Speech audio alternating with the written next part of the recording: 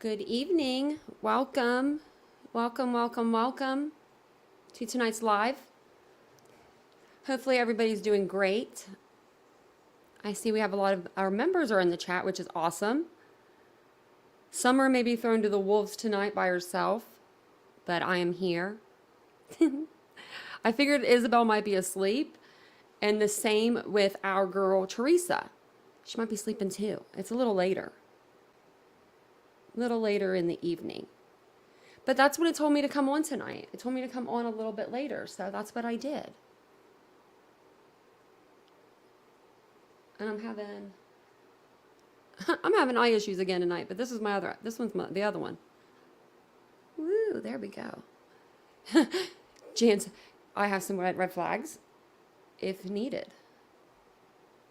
I really appreciate you guys so much.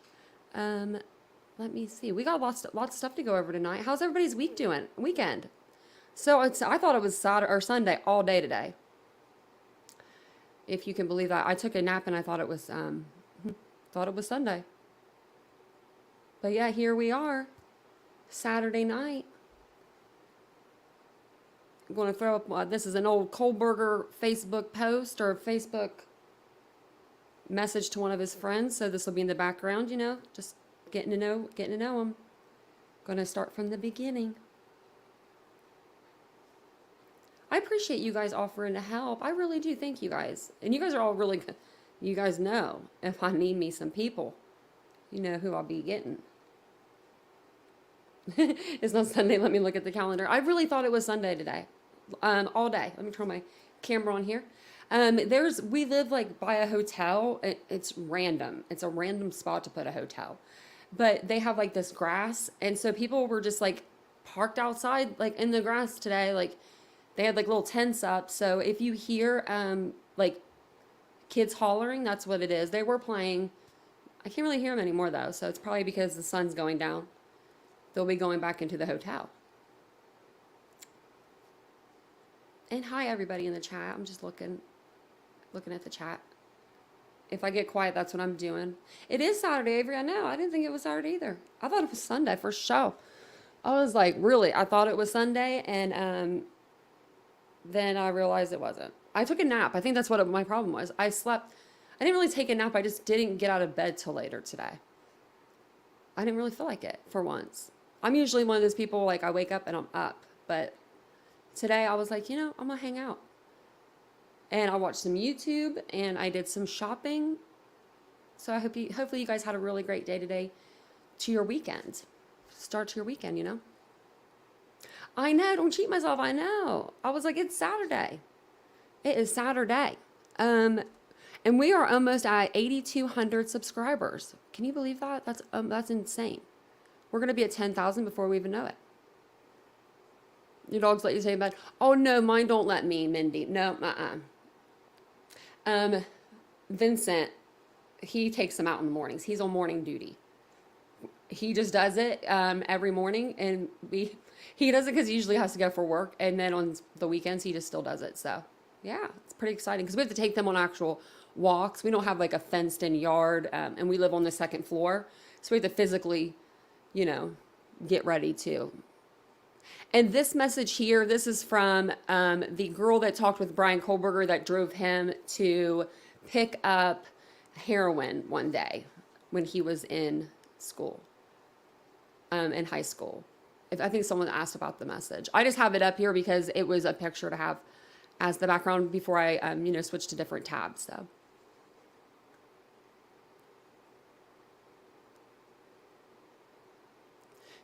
My dog's not always sleeping in his. Yeah, no, my dogs don't either. They really don't. Usually my smaller brown one, the pit boxer, she's usually cool. She's usually not a problem. It's the Weimaraner that wakes up, all 90 pounds of her. And she's awake. She's awake. 10K, you can do it. I know. We can do that. We can do that. That's like going to be that's going to be nothing.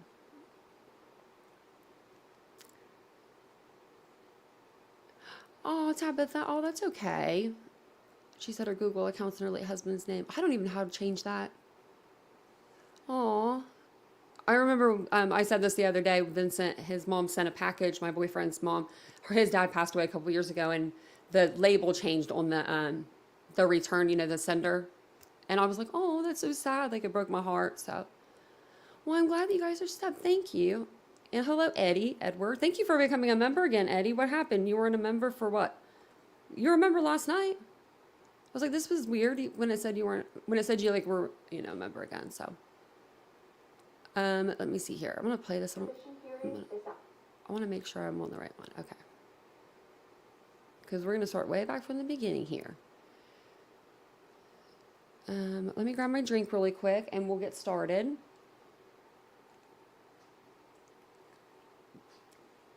And Avery, that's really funny. Your dog wakes you up like that. My dog would wake me up like that. And Summer's in here kind of by herself tonight, so everybody will be on your best behavior. Or Summer will get you. You know she will too. She really will. Hello, drinking wine? Oh, I'm not drinking wine, but maybe I should. Maybe I should. Are you drinking wine, bitchy bookworm? I love the name. I love that name. I love it. I love your guys' names. You guys come up with some clever stuff. Like, I'm telling you what, before I switched my name to, like, my channel name, I'll share a different tab, I just had it as my name. And you guys, like, come up with some really clever stuff.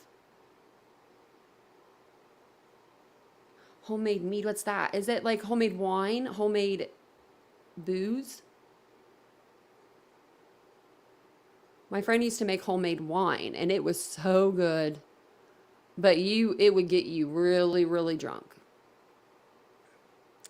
Oh, and another, yep, gonna need another bottle before the night is done. I like it. I like it. Now I feel like I need a drink. Man. Just, I'm gonna turn my camera on just because, like, you just switched my mind about wanting to have a drink. I never drink. Now I want to have a drink. I'm gonna have to DoorDash me a wine. If I had a wine in me, like one glass of wine, it would be hilarious, but it would be fun. It would be different. I'd either be like, I don't know. I'm just trying to think of me on a live, like, drunk. I'd either be like the happiest drunk alive or like I'd be yelling at everybody, but I would never yell at you guys because you guys are cool people. It would be somebody would come in the chat and that would ruin it for me and I would yell at them because I'm not good with my liquor. That's what it is. It's a party.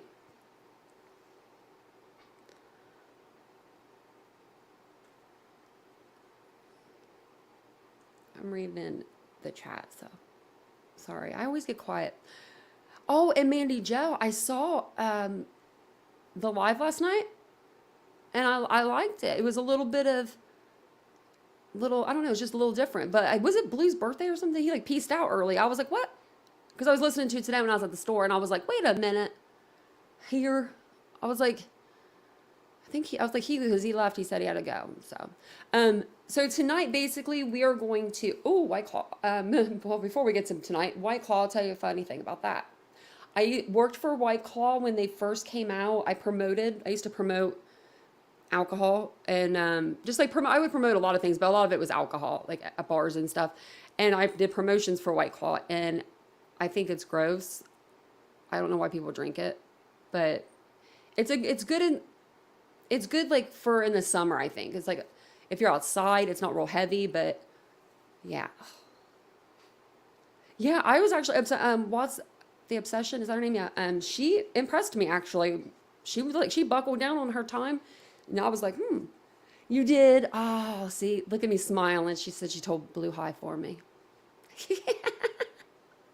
I just think he's just adorable. You did promos for Bacardi. Yep, see? It is easy money. It was. And they still text me.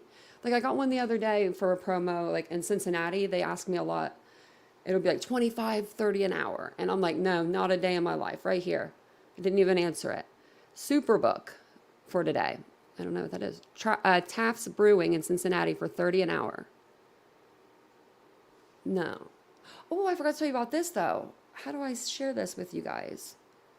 Let me figure it out.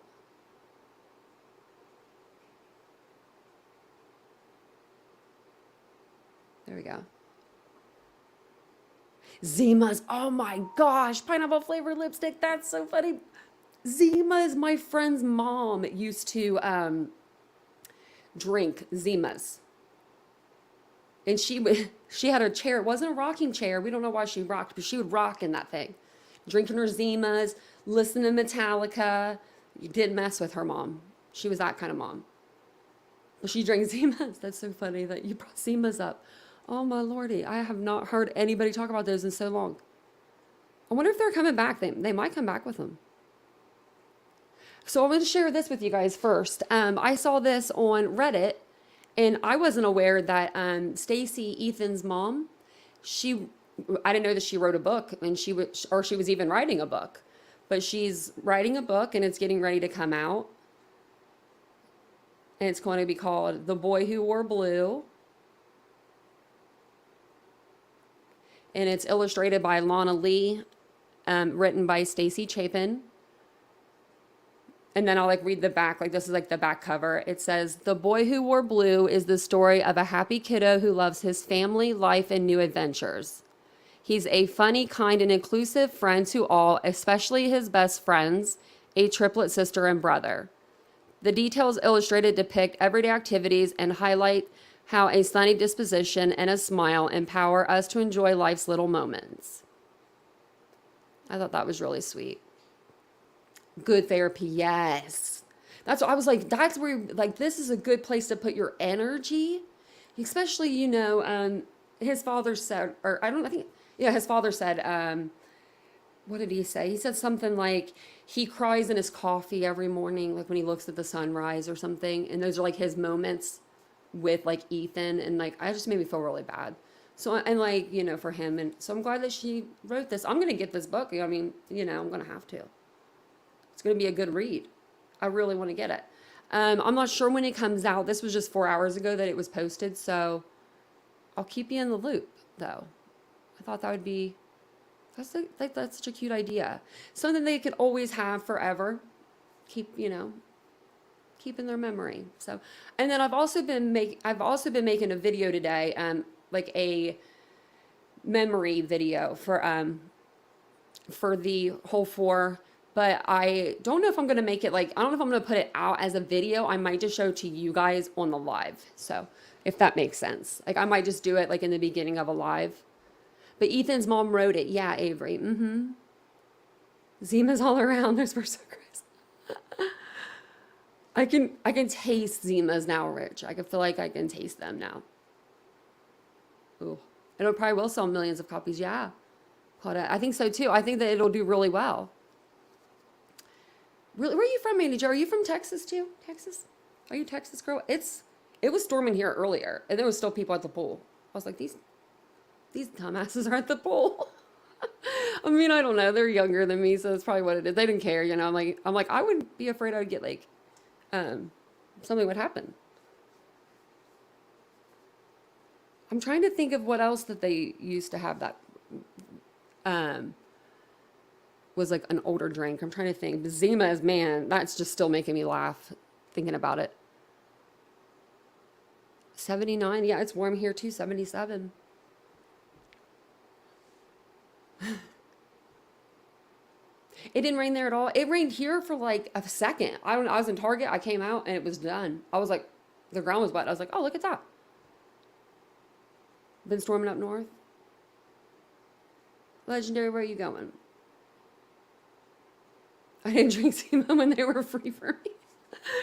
They're pretty bad.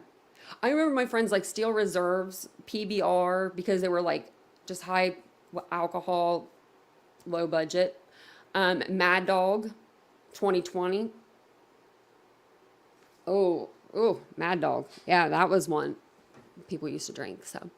So tonight I figured that we would go over, as we're talking in the chat, we'll go over Bryan Kohberger and the different court hearings that he had. Actually, I have another one. This one first. These ones are going to kind of go, I'm going to try to go in order as much as I can. But that way we can kind of see his appearance and the way that he looked from the first court appearance to his last court appearance. So, and then I pulled some old videos from interviews that his friends or people that knew him, what they came out and kind of said about him, and we'll kind of see what they say. So I was like listening through the interviews again. I'm like, man, they all kind of are consistent. And I have my phone in front of me in case anyone needs it. Me.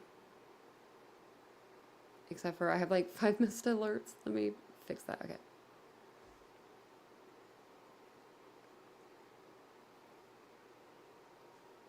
Oh, sorry.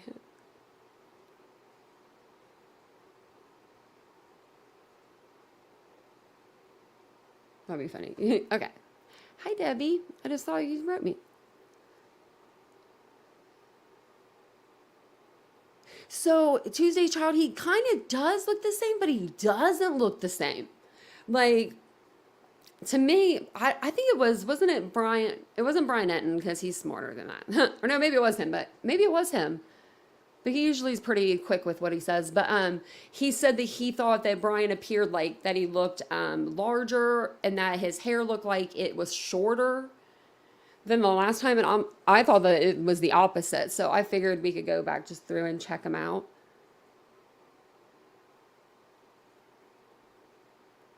Oh, I thought that Tuesday Child, that one I didn't think that he looked very attractive, but I will give him this. I will say that I thought that Bryan Kohberger, he looked nice when he was wearing the, like he looked like, it's something with the eyes for me. I don't know, it's the eyes, but he looked more normal when he was at that wedding with the girl, the girl that drove him to get the drugs one time, so.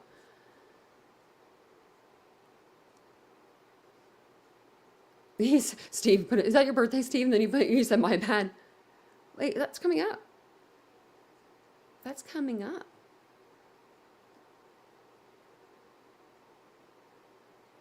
He looks like he's aged 10 years, yeah. Yeah, I can see a difference in the different ones that we saw. I didn't play this first one all the way through. This is supposed to be his first court appearance in Pennsylvania, so we'll like see that. Remember, we just saw him walking in. Do you guys remember watching that?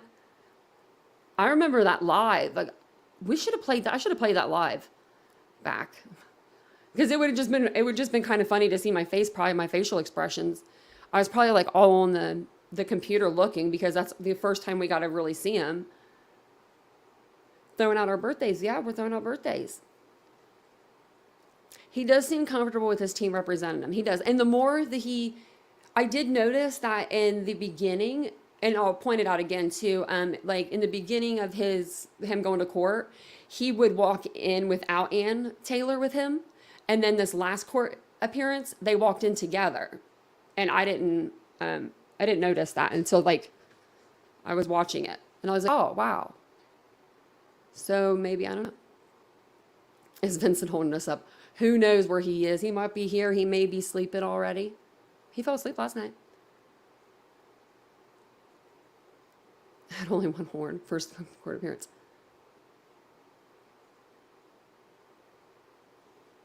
I know I should. I don't even know where it would be, though. I don't even know if I have it under Brian's first court appearance.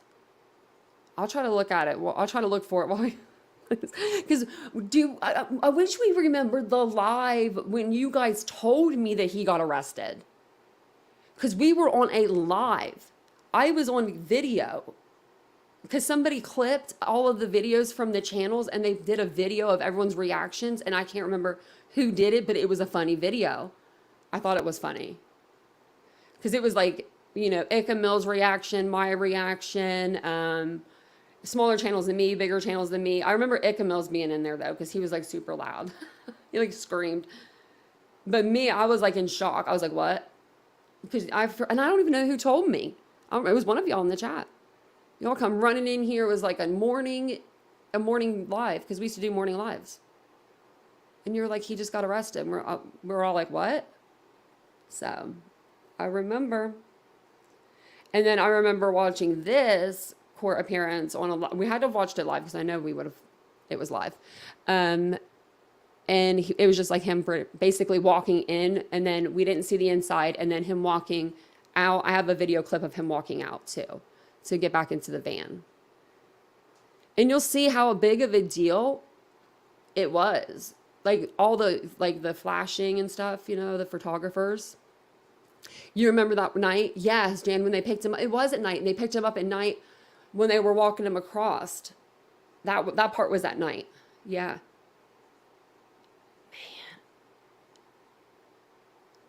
It was just like, it was a lot. I remember it was a lot as a nation for us to take in. So I'm going to play this and then we will talk about it when we're done. Also, if you guys wouldn't mind hitting the like button, you know, on the video, subscribing to the channel, you know, all those fun things. We're trying to get to 10,000 Titans. And I do appreciate everybody being here this evening. If I haven't told you already, I'll put the link if anyone wants to join our channel membership.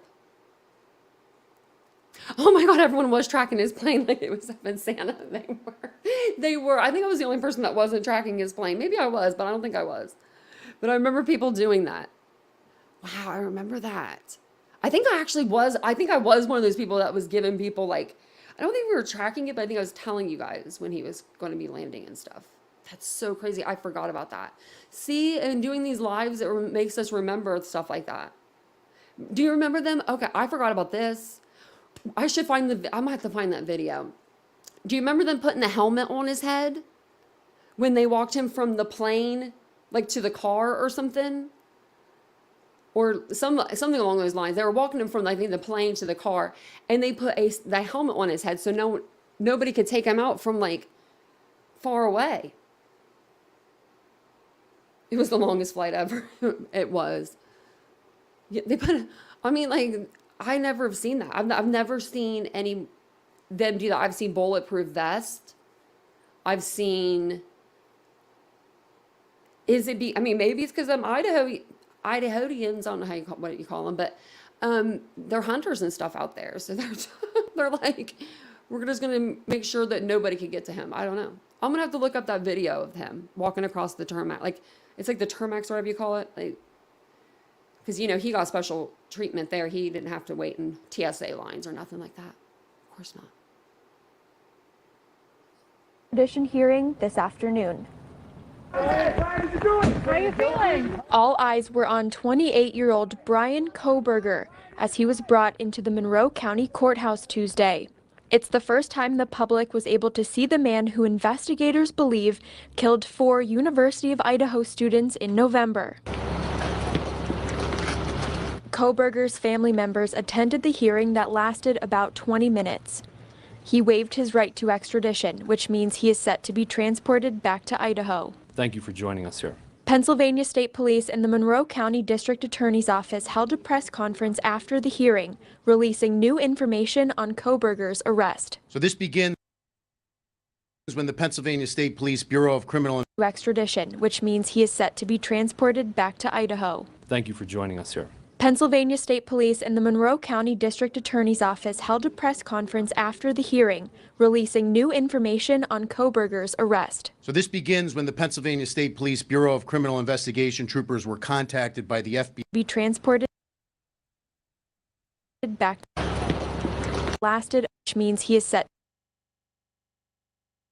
In the first video, it's not a whole lot, so you can't really. We didn't get to really see a whole lot. I remember a lot of people made the comment about, was he wearing gloves? Something about his hands. He might have just been really cold.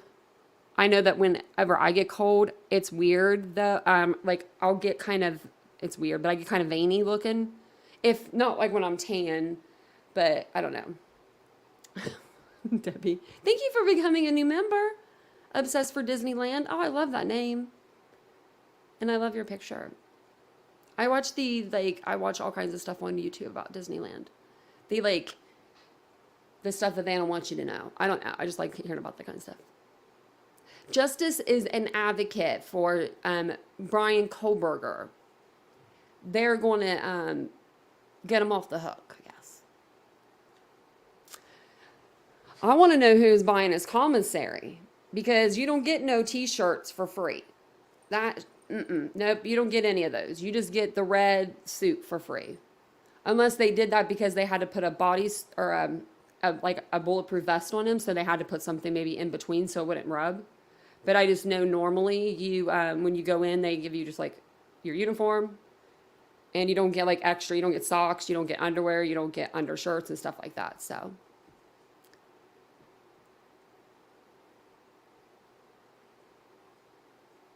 Oh yeah, well, maybe Rose will be in tonight. That name. Then every time I think of the name Rose, I think of Golden Girls, and that's just what I do. Okay, so that's basically all of Bryan Kohberger's first appearance, but I do have him coming out. So we'll watch him coming out. It's not like the best, because it's just him kind of getting in the car, but we'll do our due diligence here. This is just like a minute long.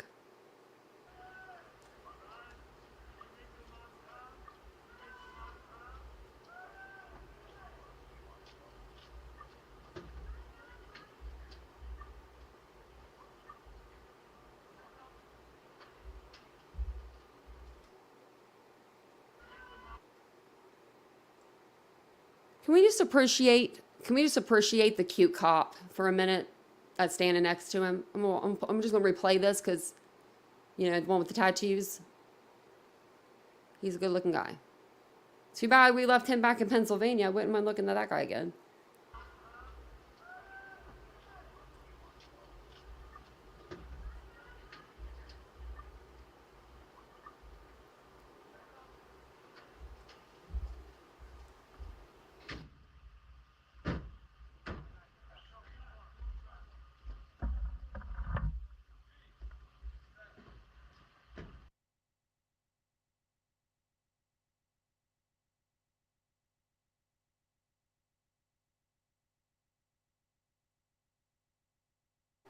I can't really tell in this one.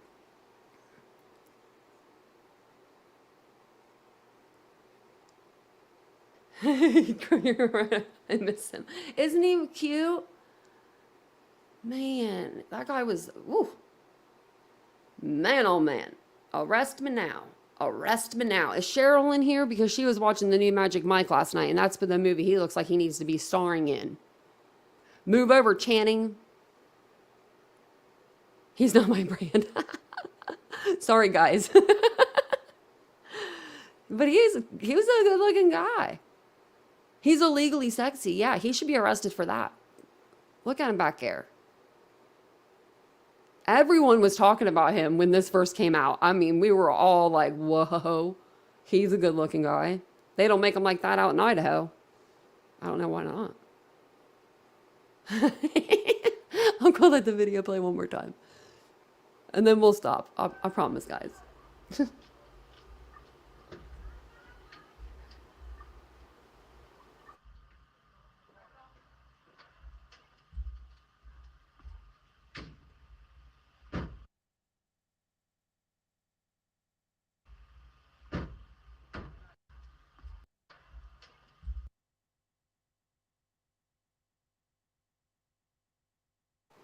Well, wow, wow, wow. Uncle Barry now frisked me twice.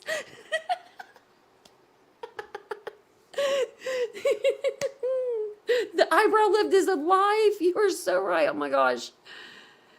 Look at him. Whatever your name is, sir. We don't know you, but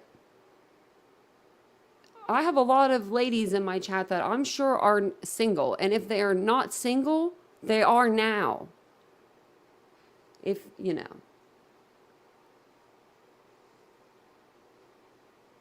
I have something in my pocket, you better get it. No need to call a female officer. That's okay. I don't mind. He's a good looking guy. His hair's perfect too. Perfect hair. Sorry, now I'm going to have to share this tab with you and it's going to be Kohberger again. So it's not going to be as good. But he is a good looking guy. So Kohberger was from Poconos. I wonder what jail that guy works in. And how do we get there? Single unless otherwise notified. Ring. Me throwing my ring behind my shoulder. I'll take the little ball guy. He was really trying to work with those few hairs. He had this little hair sticking up. Oh my Lord. Okay, so this is first court appearance. As you can see, Ann Taylor is already, coming in. She's already seated. She's already sitting down. And then this is when they're going to bring Bryan Kohberger in. So we need to go to Monroe County. Y'all are bad. We are. You got to be a little bit. Kathy, you don't want any? No, I don't want any of the girl, the guy in the white shirt. So what's everybody's take on that? Okay, what's everybody's take? Like, genuinely, I don't know why the one guy that was holding on to Bryan Kohberger was A, the smallest guy in the pack, and B, he was wearing a white shirt.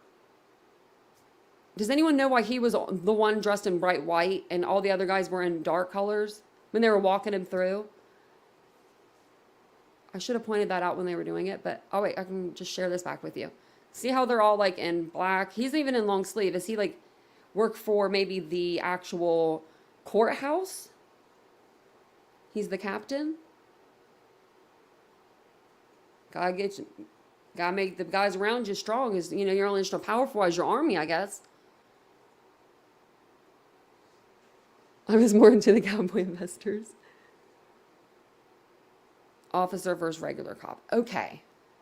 So more for like the court or something, or okay. I just wasn't sure. Because that was like, I was like, because like, I mean, it makes him stand out. And we were all thinking it. They put the smallest guy there.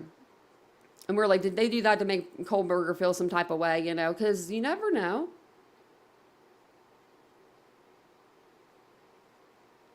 Did not even notice the little fella. He did a big job too.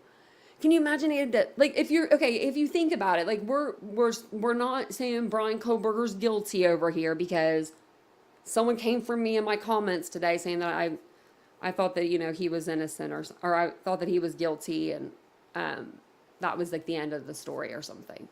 But shit, now what I was gonna say.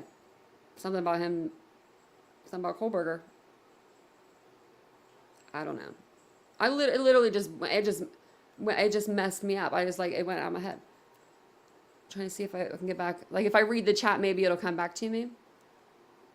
But no, like, well, no, because I mean, from what I can tell from the evidence that has been presented for us, like to give to us, and, you know, I'm not going to pick through every little word of that PCA and say, oh my gosh, they forgot to put a period here, or they spelled that word wrong, so that means it's just bad, you know, or I don't know. I think that what they have now, it looks like he's guilty. I think the cops in Pennsylvania did their job. I think the officers in Idaho have done their job.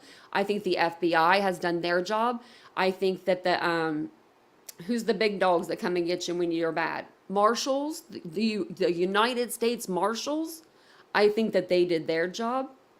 And then in contingent altogether, I think that they all perfectly did their job in order to catch the person that, you know, has done this crime. Now, a lot of people are saying that he had help. Me personally, I mean, anything's possible, but me personally, I don't see it.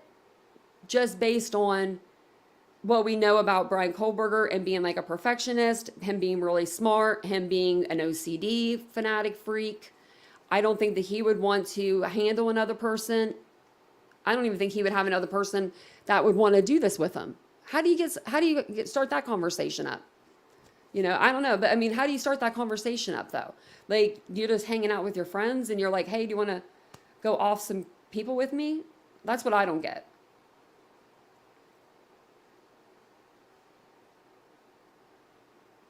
I've been on a jury before. The architect, I have. You agree with people that get information that comes in through not unreliable means. So, if you have information that comes from like a reliable source or it's factual information, then yeah. But, yeah. Anybody can sit in a hotel room and tape record a friend. An old guy speculating. I can do that. It's all, and then that's what it is. It's everybody speculating. Justice is on video call with Brian. The chat is drunk off Zima's. Ooh, we need a Zima emoji. Okay, if you guys wouldn't mind liking the video, it's Saturday. We really could use the likes. I love you for that. Also, we are trying to hit 10,000 Titans over here. That's subscribers if you don't know. So if you wouldn't mind hitting the subscribe button, we do talk true crime daily. We talk all the cases. This one is just a really, really, really big case, and we are really sucked into it right now. Yeah.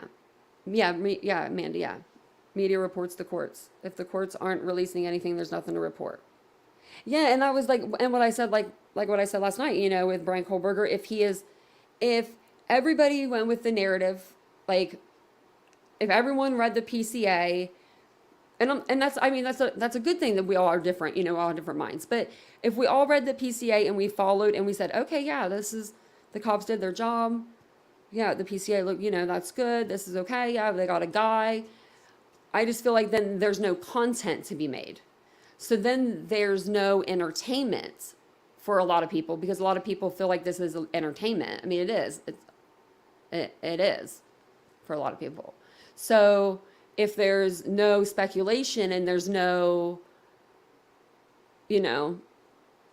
outside of the PCA or, nothing going on, then it's like, well, then what are they going to do? And you got to think about it too. Like me, I can work on other cases. I've got a whole notebook full. We can be talking about other cases every day. So.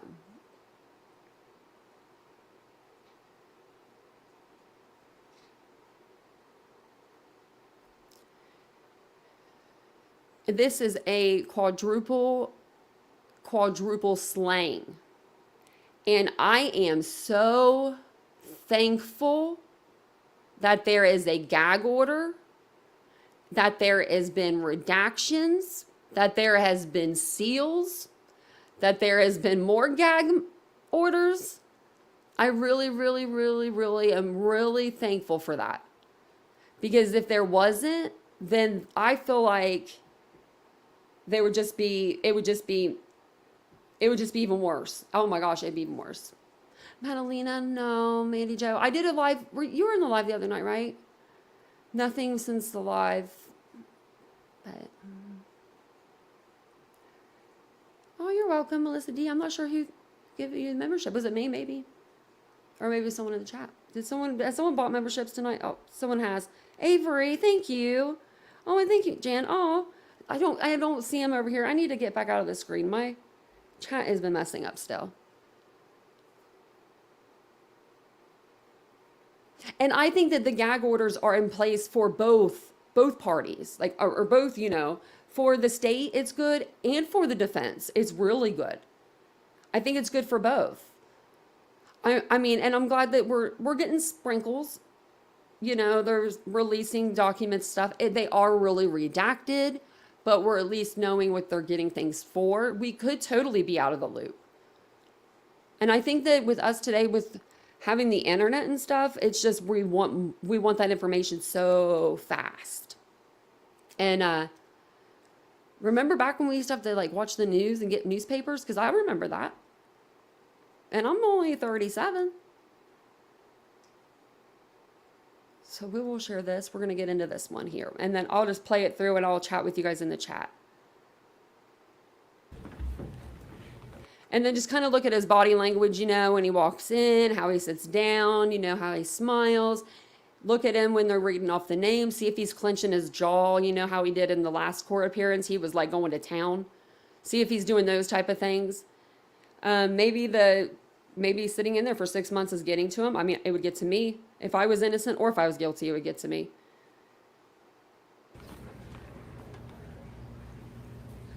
So this is his first arraignment.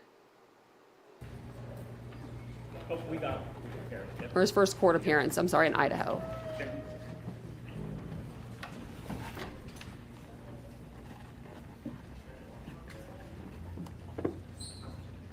All right. Please be seated.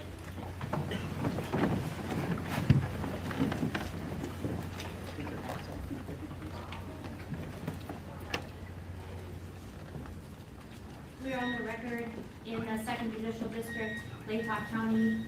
This is the Magistrates Division of District Court. This is State of Idaho versus Bryan C. Kohberger, cause number CR 29222805. Mr. Kohberger is present in court. He is in custody. He is appearing with his attorney, Ms. Taylor, Mr. Thompson, Ms. Jennings, on behalf of the state. This is the time set in the matter for initial appearance. Mr. Kohberger, I am going to advise you of the rights that you have in this case. I am going to go over the criminal complaint with you, and then we're going to discuss setting the matter for further hearing.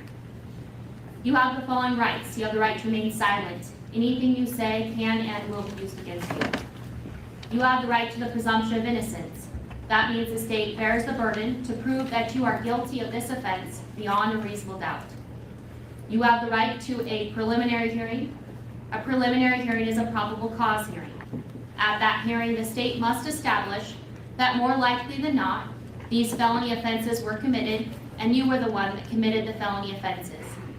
You have a right to have that hearing within 14 days if you remain in custody.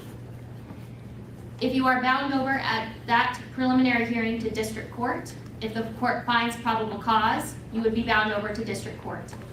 And at that time, you can enter a plea of not guilty, and you can have a jury trial set within 6 months of your appearance in district court.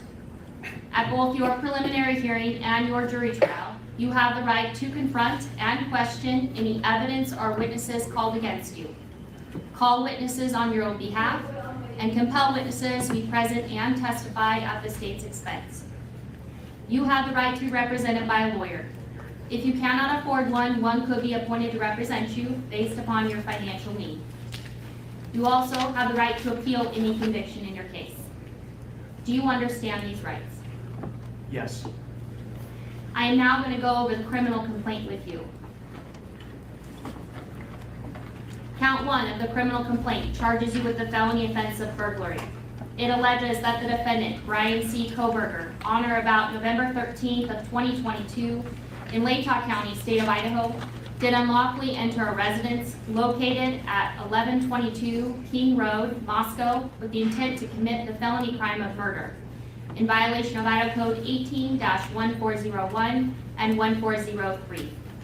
The maximum penalty for that offense, if you plead guilty or are found guilty, is not less than 1 year in prison, no more than 10 years in prison, and or a $50,000 fine or both.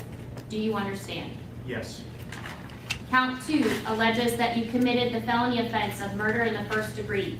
It alleges that the defendant, Bryan C. Kohberger, on or about November 13th, 2022, in Latah County, state of Idaho, did willfully, unlawfully, deliberately, with premeditation, and with malice aforethought, kill and murder Madison Mogan, a human being, by stabbing Madison Mogan, from which she died, in violation of Idaho Code 18-4001, 4002, 4003, and 4004. The maximum penalty for this offense, if you were to plead guilty or be found guilty, is death or imprisonment for life. Do you understand? Yes. Count 3 alleges that you committed the felony offense of murder in the first degree. It alleges that the defendant, Bryan C. Kohberger, on or about November 13th of 2022 in Latah County, state of Idaho, did willfully, unlawfully, deliberately, with premeditation, and with malice aforethought, kill and murder Kaylee Gonsalves, a human being, by stabbing Kaylee Gonsalves, from which she died, in violation of Idaho Code 18-4001, 4002, 4003, 4004. Again, the maximum penalty for that offense, if you plead guilty or are found guilty, is death and or imprisonment for life. Do you understand? Yes. Count 4. I just want to point out here how cool, calm, and collected to me he looks in this video. If I were in jail, and this is just me, and I was a guilty person or I was an innocent person, either way, I mean, it would be written all over my face, you know? So I don't know, it speaks to volumes to me. Like, he's just like, okay, I'm ready. Yeah, I'm ready to be back here. And if you guys don't, and I know we all remember this, he said, and I know the wording is wrong, but he said, I can't wait. He told his lawyer, LeBar, back in Pennsylvania, that he couldn't wait to get back to Idaho. He said, just get back to Idaho. He didn't say go to court, have a trial. He said, get back to Idaho so that I could be exonerated. So, when is he going to be doing this exonerating part? Because I would have done that immediately. As soon as my feet touched on Idaho soil, if that's where I needed to be to state my case, I would say, dude, let's do an interview. They do, yeah, they say human beings to emphasize the criminal acts, yeah. You'd be a crying, blubbering style. No, that's me too, Avery. I would, even if, like, I know I've had lawyers, and I've had, you know, them say, like, don't say anything. And I've still made a noise, you know, like, it's just, and it wasn't even near like this. It was traffic offense. It was a traffic offense. So I don't want anyone to think it was anything bad, but, and it was for clearance. Like me, I was too close. So, and I was like, huh, like that. And my lawyer was like, what the shit? Like he even said something. So it wasn't just me, because we're like, really, that you're going to charge me for that? It was just a really stupid charge. So basically what you've missed is we are going back through, Janet, I'll give everyone a preview or a, you know, summary. We're going back through Bryan Kohberger's, his old, different court appearances, and we're going to see the differences in his appearance and his body, you know, mannerisms and things of that nature. So I'm just like, not the chair because I'm so sweaty. No, that would be me. That would be me. Like, because I'm already always hot, and then my blood, I would be red as, oh my God, I'd be so red. You would just know. He's not flushed, and I'm not a body language expert, and I'm not trying to be, I'm just looking at, you know, him and just what he looks like.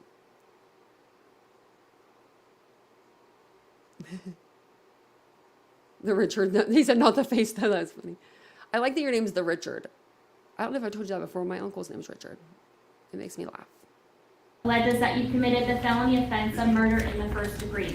It alleges that the defendant, Bryan C. Kohberger, on or about November 13th of 2022 in Latah County, Idaho, did willfully, unlawfully, deliberately, with premeditation, and with malice aforethought, kill and murder Xana Kernodle, a human being, by stabbing Xana Kernodle, from which she died, in violation of Idaho Code 18-4001, 4002, 4003, and 4004. Again, the maximum penalty for that offense, if you plead guilty or are found guilty, is up to death and/or imprisonment for life. Do you understand? Yes. Count 5 alleges that you committed the felony offense of murder in the first degree. It alleges that the defendant, Bryan C. Kohberger, on or about November 13th of 2022 in Latah County, state of Idaho, did willfully, unlawfully, deliberately, with premeditation, and with malice aforethought, kill and murder Ethan Chapin, a human being, by stabbing Ethan Chapin, from which he died, in violation of Idaho Codes 18-4001, 4002, 4003, and 4004. And again, the maximum penalty for this offense, if you plead guilty or are found guilty, is up to death and imprisonment for life. Do you understand? Yes. And Mr. Kohberger, would you like to represent yourself, hire a lawyer, or see if you qualify for court-appointed counsel? I have court-appointed counsel. Court has reviewed your application for attorney at public expense. I do find that you are indigent and do qualify for court-appointed counsel. I will appoint Ms. Taylor to represent you in this case. Ms. Taylor, have you had an opportunity to speak with Mr. Kohberger about speedy preliminary hearing and setting this matter? Your Honor, I have. We would ask the court to set the status hearing in a week or two to make a final determination. Okay. And Mr. Thompson, Ms. Jennings, are you in agreement with that? That's fine with the state, Your Honor.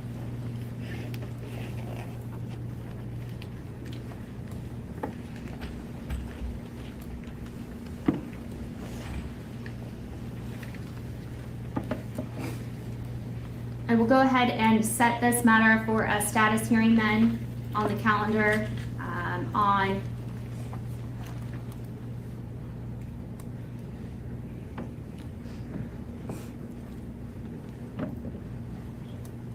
January 12th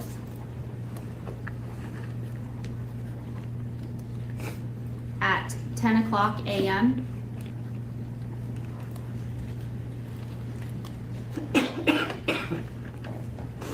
We will make sure notice is sent, and then, Ms. Taylor, do you wish to argue bail at this time? Your Honor, I would like to ask the court to consider setting a bond. Mr. Kohberger right now is on a no bond hold, but it's a limited request as I don't have enough information. We are new to the case. We haven't reviewed very much in the way of information about the case, and we have just begun our own work on the case. But we would want the court to know that Mr. Kohberger has a good family that stands behind him. And Mr. Thompson? The state's position is that Mr. Kohberger is not entitled to bond in this case. He can take charges, as is noted on the arrest warrant itself.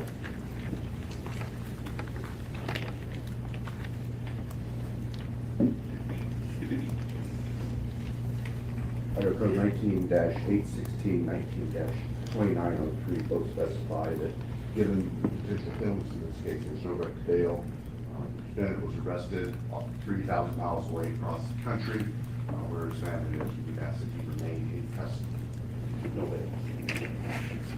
At this point in time, pursuant to Idaho Criminal 46B and Idaho Code 19-816 and 2903, I am going to leave the bail set of this case as no bail at this point in time until I have additional or further information at a later date and time.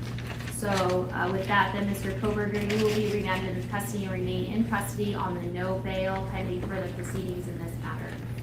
Is there anything further in the case then for today, Mr. Thompson? Yes, Your Honor. It looked like he just kind of like took a breath a little bit. Like, I don't know. I'm gonna rewind it just a second, but like kind of like, oh shit, I'm not getting out. Like, I think that anybody that goes before the judge, even though their attorney says, dude, you're not getting a bond, you know, you got four unalivings above your, you know, over your head.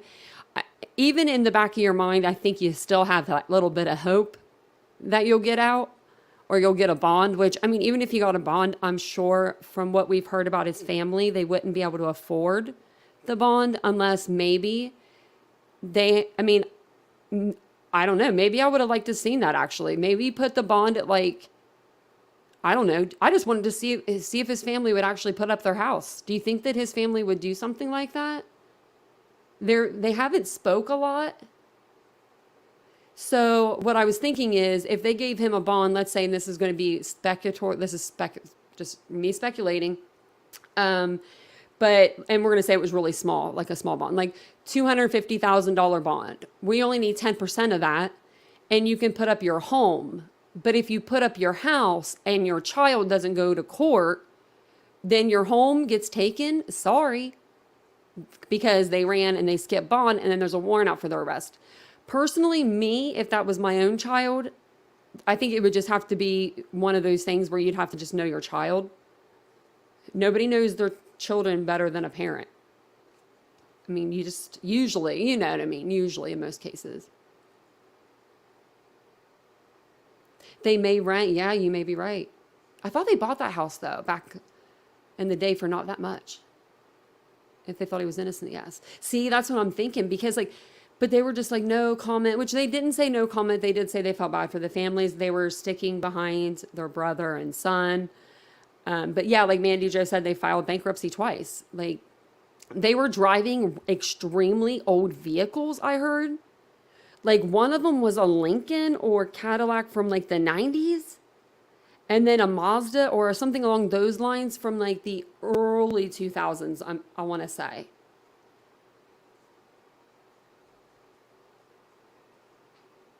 Eddie, do you need me to send you some smoke? You need to smoke some?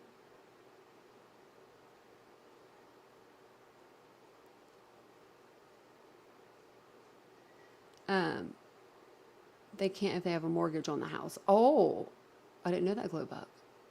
Ooh. Ooh. Well, that would suck if I was ever in jail then. Because my parents had a mortgage on their house. They would have left me in there anyway. They would have said, what, you know what I mean? Like, I don't know. No, my parents wouldn't have. My dad would be marching down there and being like, letting my daughter out. You know, she didn't do this shit. But that's just, I just feel bad. That, I feel bad for his parents.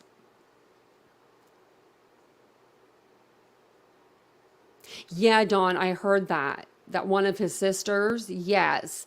And I do believe, the more I think about the Dateline episode, I do feel like I believe a lot more of what they said, just based on the fact that it's Dateline. I mean, no offense to News Nation or anything, and I don't think that what News Nation puts out there, I don't think that it's all baloney or anything like that. I just think that they word things to make content, but a lot of people are doing that right now. But I think that with Dateline, they're such a big company. I feel like they would double, triple check that their sources were, correct. So I am more, inclined to believe a lot more of what they said.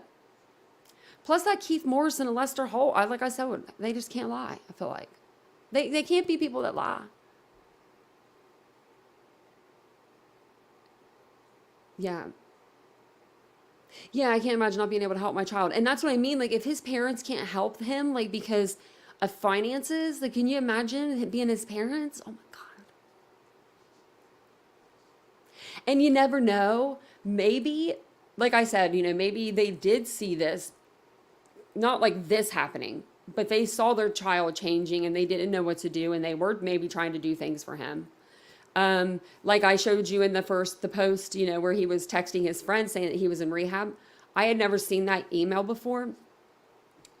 And it gave me shivers because, the way it said is that I'm in rehab and because he's trying to apologize. And the girl says, I know that. And he says, sorry again. And I used to know a guy that was on drugs real bad, always in and out of rehab, compulsive liar. And when I read that, I was like, it clicked, like I felt it. I felt that. I felt like what she felt, like her, being upset about it. So the evidence from his vehicle, I hear, is bombshell evidence. Yeah. If there's any evidence, it has to be something in that car, on the gas pedal, brake pedal, steering wheel. The steering wheel is the dirtiest thing that you have other than your cell phone. I think it's actually even dirtier than your cell phone because you go in and out of places, you were always touching it. So yeah, we should do Eddie's anger management here. He's going to end up with a flamethrower on a building, guys. What's going on, Eddie? Summer one, Eddie zero. What the heck did I miss? Let me see.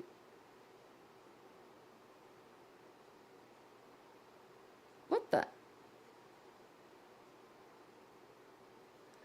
Edward, what are you doing? She was attention seeking. And the seatbelt boot. Yeah. Yeah, I think that too. The seatbelt boot. Yep. Because those are things you wouldn't think to wipe off. I don't think I would. Oh, he was on timeout. Yeah, no, I just saw it. That's why I was like, what the?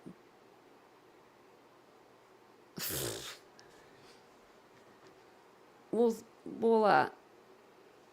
Eddie is a saint, back off. I'll have to tell you guys, actually, if you guys remind me, I'll have to tell you the story about how my dad helped a priest to become a saint. My dad was his third miracle, so I'll have to tell you guys about that story someday. And I'm not a religious person, so it's not like a religious story. It is, but it's not. But it's a cute story. Because not a lot of people can say that about their dad. Especially my dad. I mean, he's a little rough. The state is asking for no contact orders for various families. Oh, I wanted to rewind that actually a little bit because it looked like he took a breath. Like you could kind of see it. Oh, I think I went back a little bit too far, but after he's done, I think the judge is done reading. Remanded in custody and remain in custody on the no bail pending further proceedings in this matter. Right here. Is there anything further in the case than for today, Mr. Thompson? Yes, Your Honor. Did you guys see it? He was like, yeah, that's the, Fuck. I'm going back downstairs to the basement jail. We have a basement jail where I'm from, where I grew up. It's I've been in there. It's hell. It doesn't look like fun. The state is asking for no contact orders for various family members deceased and also for surviving roommates. I've spoken briefly with Ms. Taylor. She indicated there's no objection. And Ms. Taylor, is that correct? That is correct. So I will go ahead and issue those no contact orders. So I do have a no contact order then for the named individual of Dylan Mortensen, Bethany Funk, as well as the family members and Mr. Chapin, the family members of Ms. Pernodal,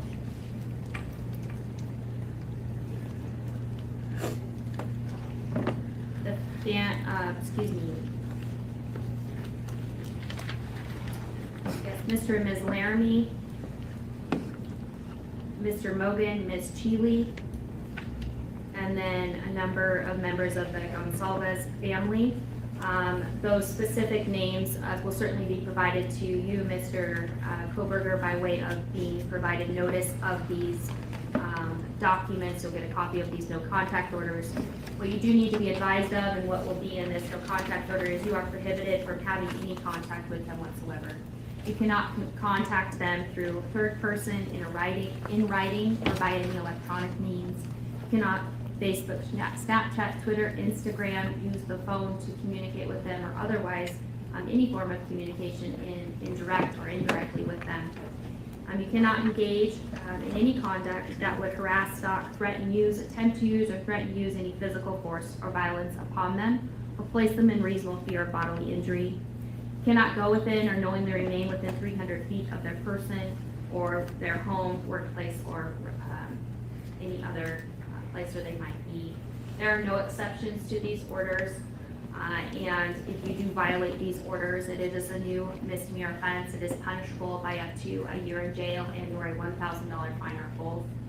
At this point in time, due to being in the magistrate's division here, at this juncture, I am going to issue the no contact orders for a period of 2 years.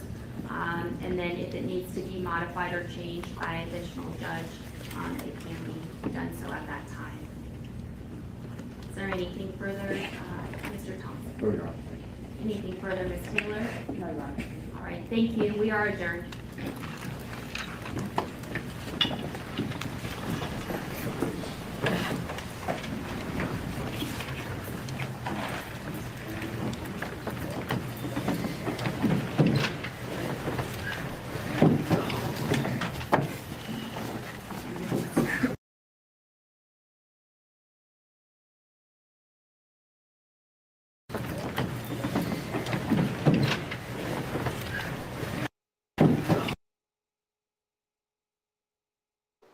I want to know if she got a new handbag.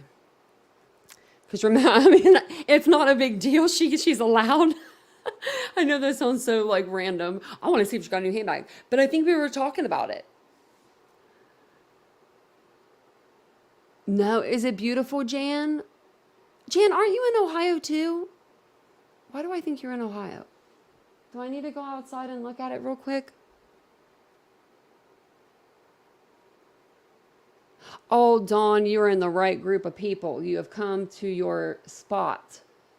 Because we do welcome all opinions here, but we are for the police, you know, and we believe that they do what they say, you know, what we believe them. And we believe they have the right guy. And there's a lot of people that just want to say that he's innocent because it makes for more content. You know, it's just crazy. Does anyone know when we get to know about all the evidence that came out of his apartment? Ooh, Janet, I don't know. Yes. So that's what gets to me too. She says, see, this is my thing. See, that's my thing. It's his behavior once he got home that was so strange as to alarm the sister. I can't get that out of my head. Everything everything else can be explained away-ish, but my family knows me, so yeah, that's how I feel too. Oh, thank you, Summer, for gifted memberships. Thank you so much. I'm going to give some tonight too. But oh my gosh, no, so I agree with you on that. Your family knows you. Like, and I said that before I've said it a couple times. I don't know if you guys remember. I know you guys remember. But it's a show on the ID channel. It's called See No Evil. And it's about, these kids that grow up to be like psychopaths pretty much, or murderers, or most of the time it's a murder.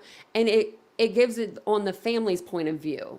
Like, so like the mom and dad will be on the video, like talking about their son or daughter, how they grew up, how they didn't know what to do with them, how it started with, maybe animals, or it started with like this, and then this happened, and it'll trip you out. So I'm wondering if right now, if his parents in the back of their mind are thinking, holy shit,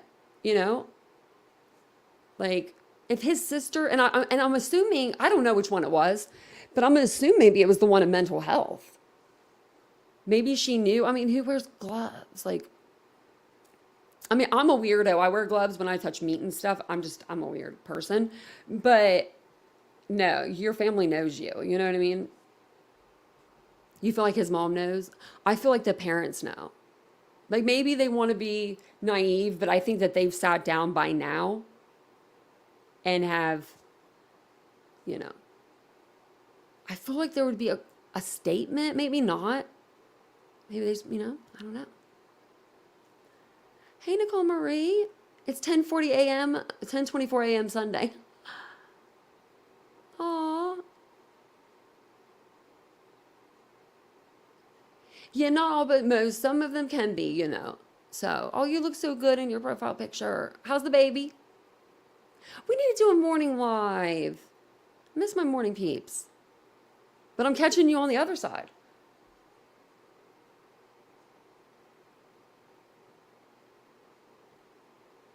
Yeah. They went out and searched the car. Yeah. Where the hell was he at, I wonder? On Tinder? Swiping right, swiping left? I mean, how did they do that? I can see because I pictured it in my mind of how my family would go about that. And it would be easy. If you have a pretty big family and they're all there for, Thanksgiving or for Christmas, and they're all eating, and you're at the table maybe eating with your family, a couple of them sneak away. But, yeah. Maybe that's why the dad went to Washington to ride with him. Yeah, because I still don't understand that. If you have no money, it doesn't make sense. If your family has $0, a trip from Ohio to California, because that's what I do know, is $1,000. So Pennsylvania to Idaho is probably running you the same amount. During Christmas, the week before Christmas, and then you're going to drive back, knowing that there's a snowstorm, so you're going to go back the longest way possible. It doesn't make sense to me that you just wouldn't fly out a day early.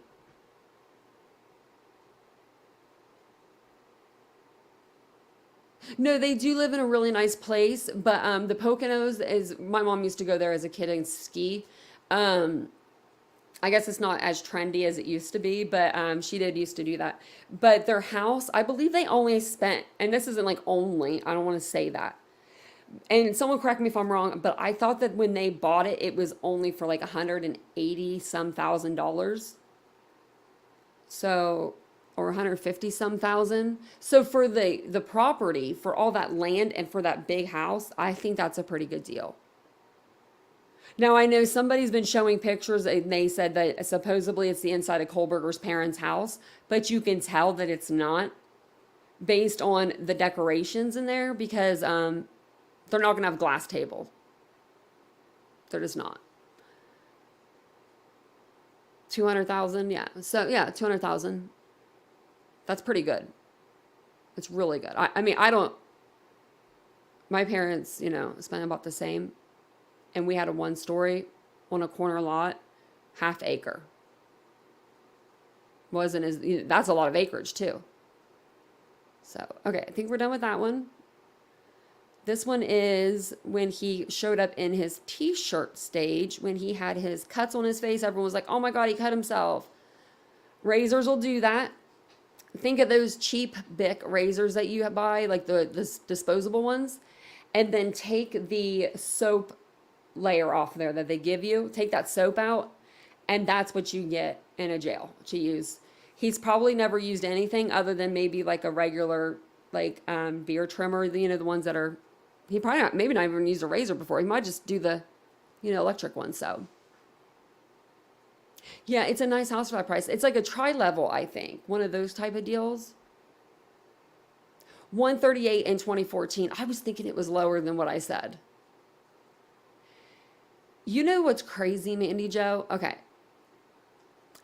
That was less than my hospital bill for 1 month, not counting surgery or anesthesiology, any of that.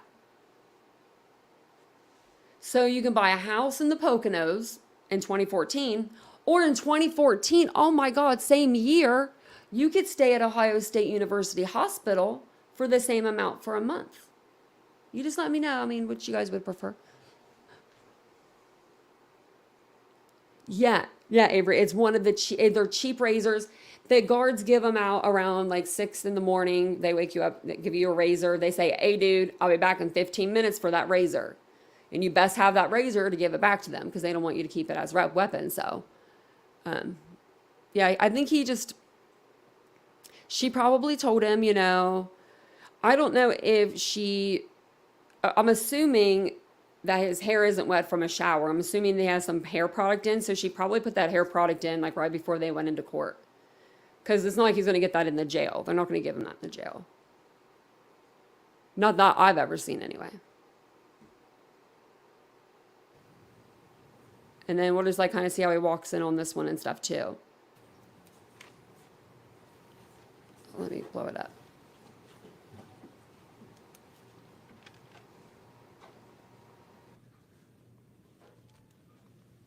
All right.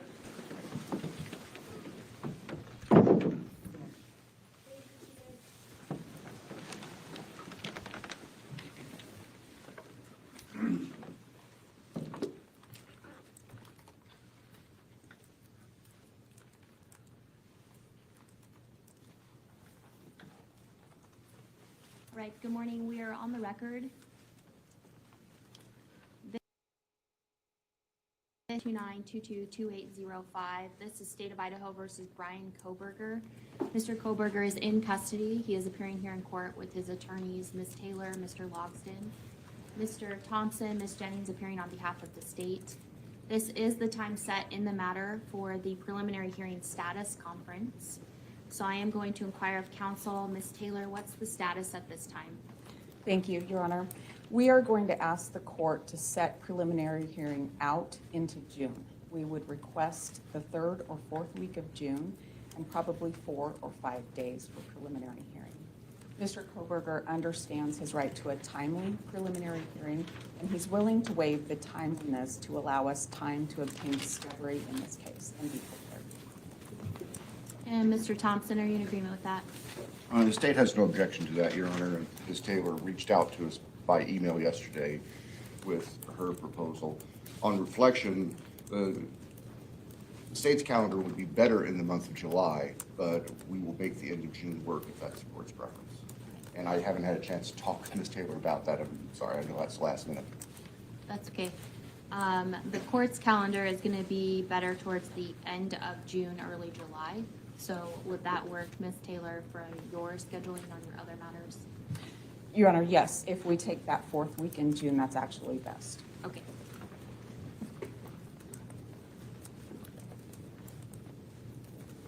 So, Mr. Kohberger, I need to speak to you for a moment then. Sir, you do understand, and Ms. Taylor has represented here, that she's advised you of your right to have, or fully discussed with you, the right that you have, which is to have your preliminary hearing within 14 days of the date that you initially appeared before this court. As you recall, when I advised you of your rights, that hearing is a probable cause hearing where the state has to establish that more likely than not, these felony offenses were committed and you were the one that committed the felony offenses. If you waive your right to a speedy preliminary hearing, it does not mean that you're giving up your right to have a preliminary hearing. It simply means that you would not be able to come back and challenge that the state did not present probable cause within 14 days. Do you understand? Yes. Have you had enough time to speak with Ms. Taylor about your decision to waive your right to a speedy preliminary hearing? Yes. Do you need any additional time to do so? No. Then I will ask at this time, as to the 5 counts, felony counts that were charged in the criminal complaint that was filed on December 29th of 2022, are you waiving your right to a speedy preliminary hearing and agreeing that that hearing can be held outside the 14-day period? Yes. And Ms. Taylor, do you concur with his waiver? I do, Your Honor, thank you. I will find your waiver of speedy preliminary hearing is knowing, intelligently, voluntarily entered here in open court with the assistance of counsel. We will go ahead and set the matter for preliminary hearing.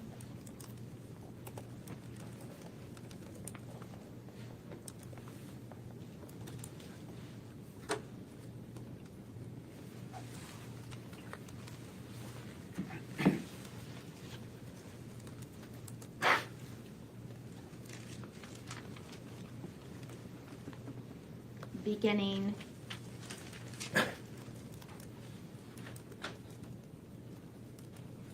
Monday, June 26th at 9:00 a.m.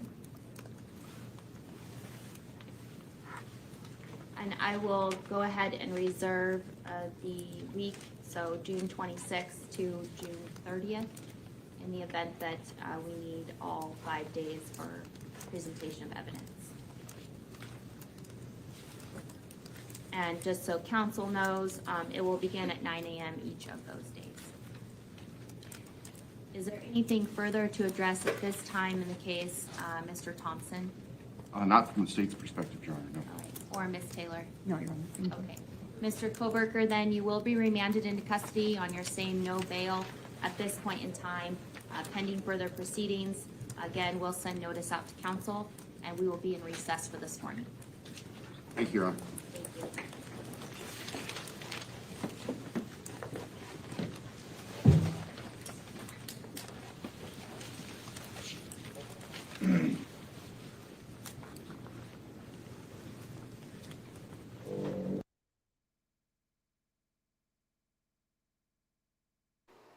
Okay.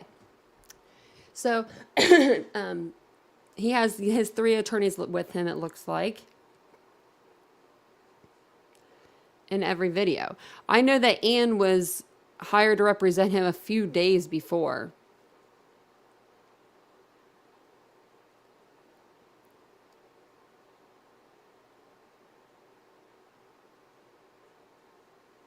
Oh, yeah. Well, the guy was cracking me up the other day because he looked like he was just chilling in the chair. We should be able to see it when we watch these.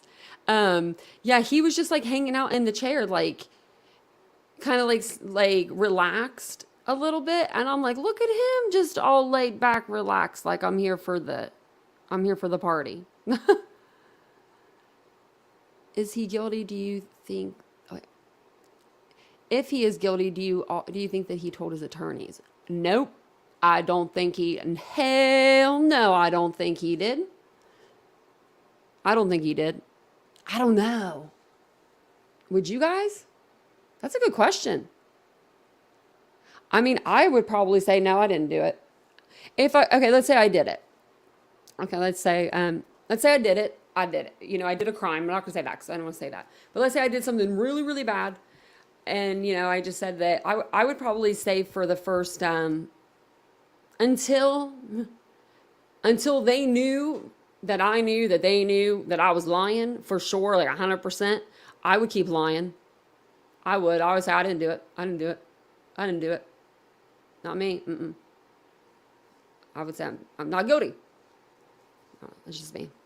And I wonder if, as an attorney, if they can ask that question really. Like I would, if I was if I was a defense attorney, the first time I sat down with my client, I'd be like, did you do this? And if you did, tell me so we can figure out how to get you out of it. Do you know what I mean? But I don't know. I don't know. That's a good question. And I wonder if he did do this, if he's told his family.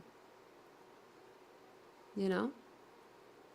Oh, you had them at the wave pool. Oh, I love wave pools because they always like the kids always end up going like down like, and it's just funny because they're just kids and they just have so much fun. So Nancy, that's my thing. I think it will. I think that if they come out with the death penalty, she said, wonder if the death penalty will change his plea. I think that if death penalty is on the table, and for some reason they do like some sort of, and I don't know why they would, but if they do some sort of bargaining, like the thing with me is maybe they would charge him if he pled out, if the families agreed, if death penalty was on the table, if he pled out to 1 first-degree murder, or all 4 first-degree murders, 1 count of burglary, or if they could even get it down to 1 first-degree murder and then 3 second-degree murders. But you know, you're in life in prison for life. I'm wondering if they're going to try to do something like that. Or, you know, like an Aiden Fuki thing where he just like, he says he's innocent all the way until the trial day. And then day 1 of trial, he stands up and he's like, yeah, I'm guilty. Because, I mean, that's the best that you can hope for in any case is the person that, you know, committed the crime that they do. They come and say they did it and they take a guilty plea. Because then the family doesn't have to go through seeing all of that stuff. And, you know, you're not too late. No, you're not too late, Jax. Just about an hour and 20 minutes. So I'm going to play this one. This one is from his last one. And so this one here is the one that I'm going to go back to the first, just so you can like see when he walks in. So okay. And then we'll see how he walks in then this is going to be this will be the first arraignment, and then we'll watch the second or the last one that he just had.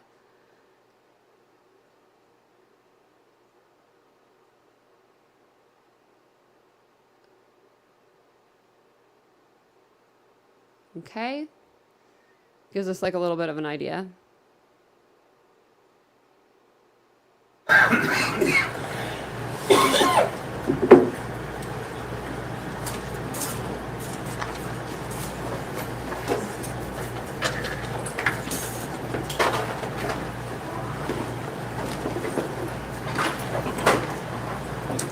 All rise. Thank you very much. Please be seated. Good morning, everybody.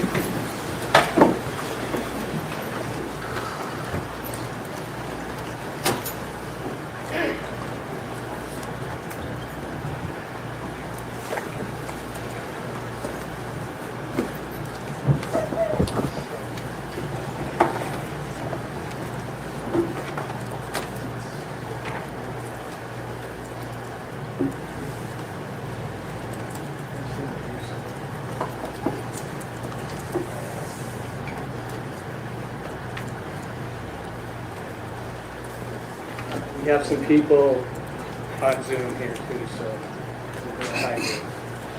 Okay, let's get on the record, please. Thank you. Okay, we are now on the record in State of Idaho versus Bryan C. Kohberger, CR 29222803. Mr. Kohberger is in the courtroom along with his attorney, Ms. Taylor. I believe also part of the team is Jay Logston and Elisa Massa, who is participating by Zoom, I believe. So, the appearance, and I want to remind you of. I was trying to get it more on him. There we go. So I'll briefly cover your rights, the charges against you, and the maximum penalties if you are found guilty or if you plead guilty. So I'm going to start with the rights. You have a constitutional right to have an attorney represent you throughout these proceedings. If you cannot afford to hire a lawyer, then one is appointed at public expense. Ms. Taylor and her team have already been appointed, so that's taken care of. You have a right to a speedy and public jury trial where the state will be required to prove every element of each charge against you beyond a reasonable doubt. At that trial, you would have the right to cross-examine the witnesses called against you. That means to see, hear, and question them, to call witnesses to testify for you, and if you choose to testify in your own defense. But you're not required to testify because you also have a right of... The baby, okay, I had to grab a drink, so sorry. The baby, that's Olivia's baby, Kaylee's sister. Maddie, what do they name her? Theodora, Maddie K. So that's Maddie K. Brian Enton said that those were coos. It wasn't like really cries. They were more like coo, coo, you know, like baby coos.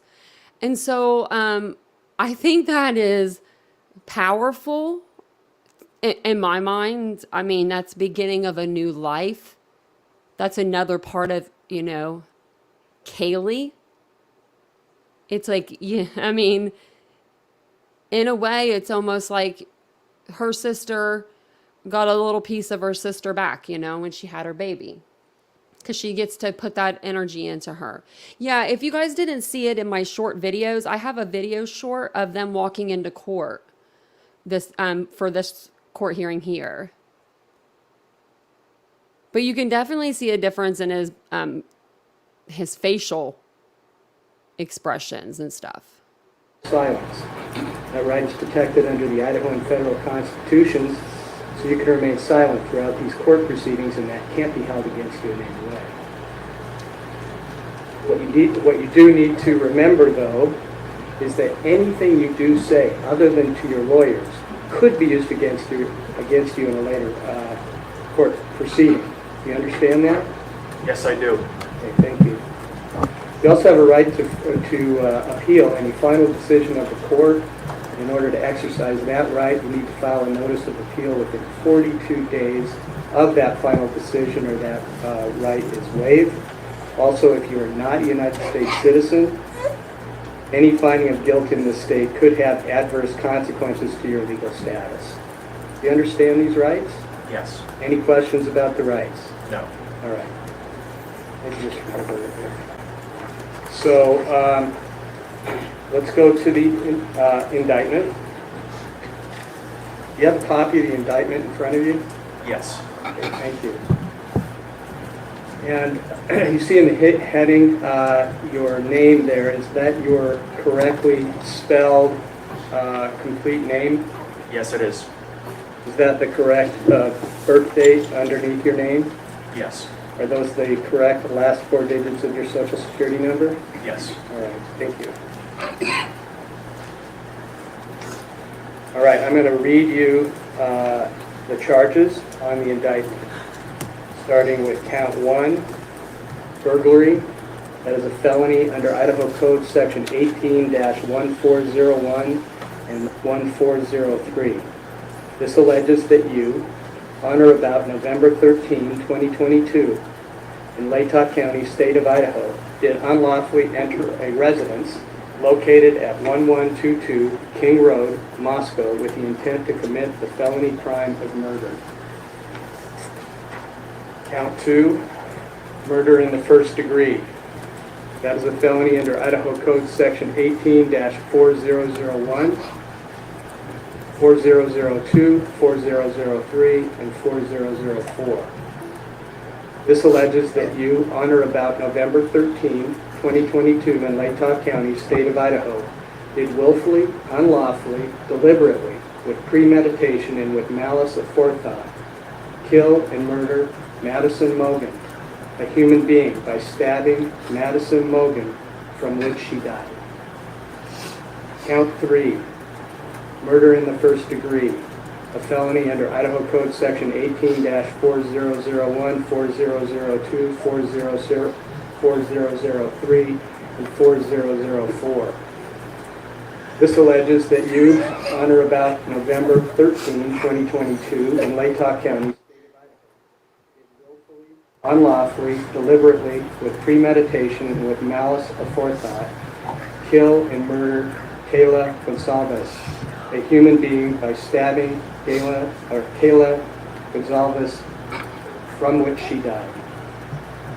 Count 4, murder in the first degree. That's a felony under Idaho Code Section 18-4001, 4002, 4003, and 4004. Alleging that you, on or about November 13, 2022, in Latah County, State of Idaho, did willfully, unlawfully, deliberately, with premeditation, and with malice aforethought, kill and murder Zana Kernodal, excuse me. This is hard. I'm sorry. Zana Kernodal, a human being, by stabbing Zana Kernodal, from which she died. Count 5, murder in the first degree. This is a felony under Idaho Code Section 18-4001, 4002, 4003, and 4004. This alleges that you, on or about November 13, 2022, in Latah County, State of Idaho, did willfully, unlawfully, deliberately, with premeditation, and with malice aforethought, kill and murder Ethan Chapin, a human being, by stabbing Ethan Chapin, from which he died.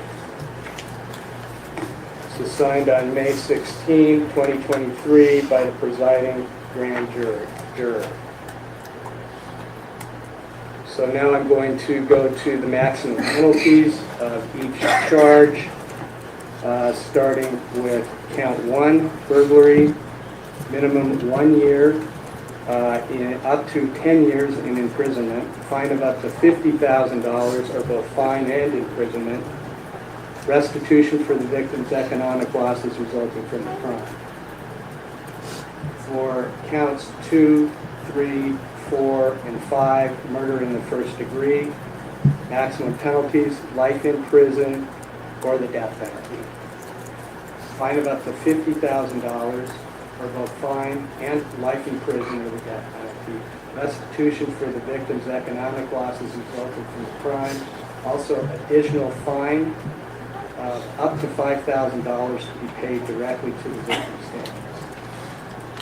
If you are found guilty or plead guilty on each charge, and the maximum sentences are imposed consecutively, that means one right after the other, you could be facing 10 years in prison, followed by 4 consecutive life sentences or death penalties, fines of up to $200,000 and $20,000 to be paid directly to the families, with any restitution resulting from the crimes.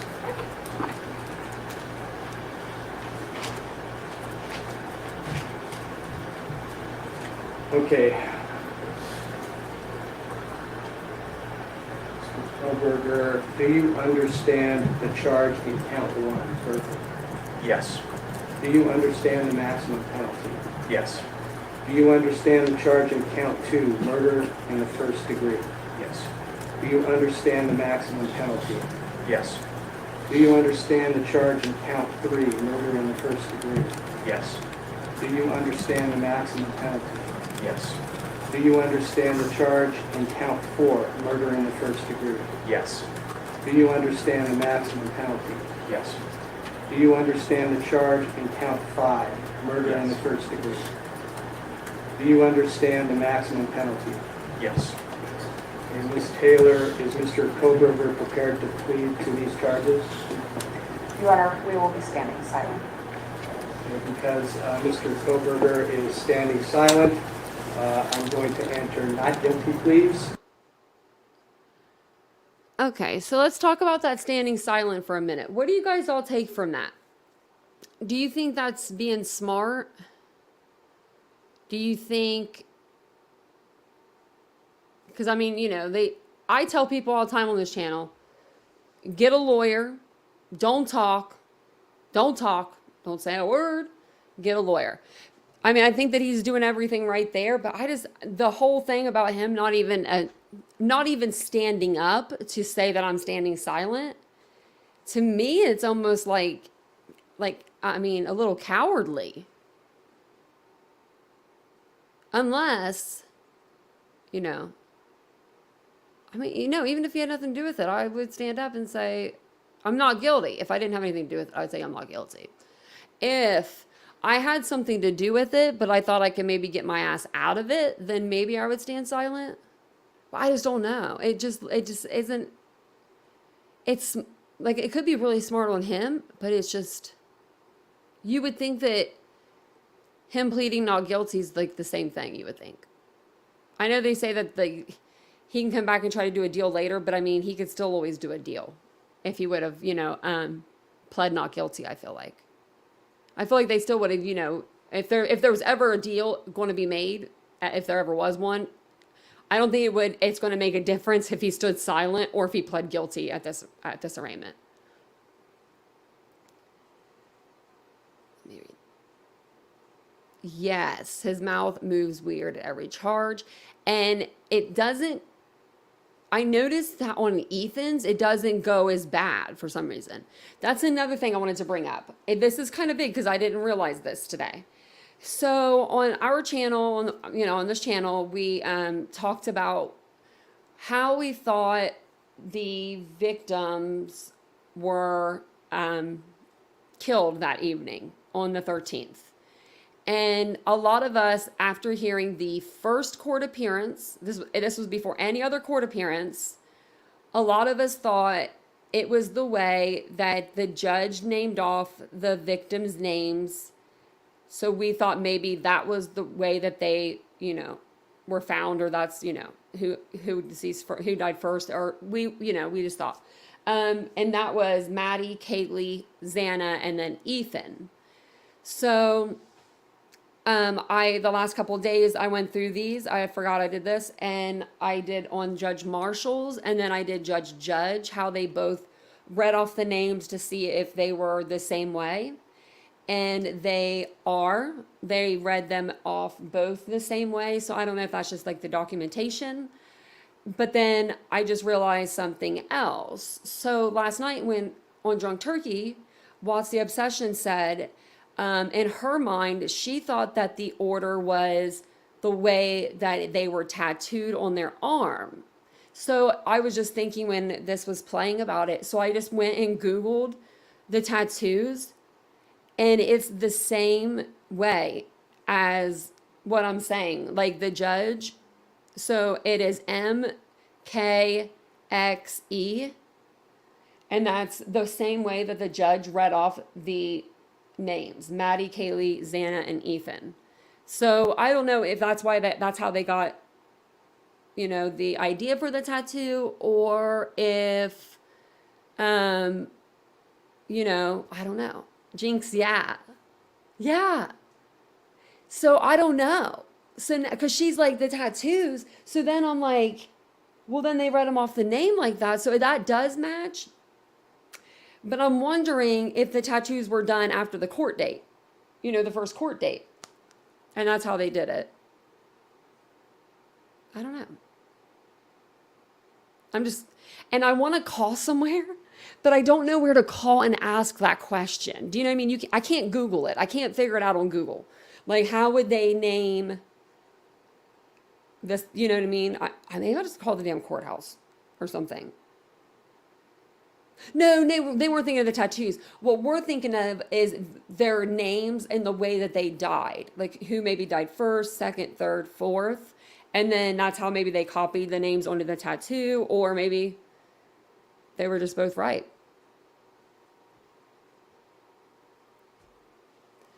Which documentary, Phantom?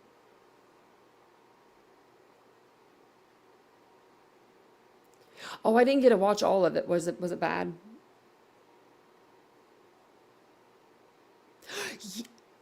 That was okay. So yeah, the channel name, I had no clue until last night that that's what her channel was about.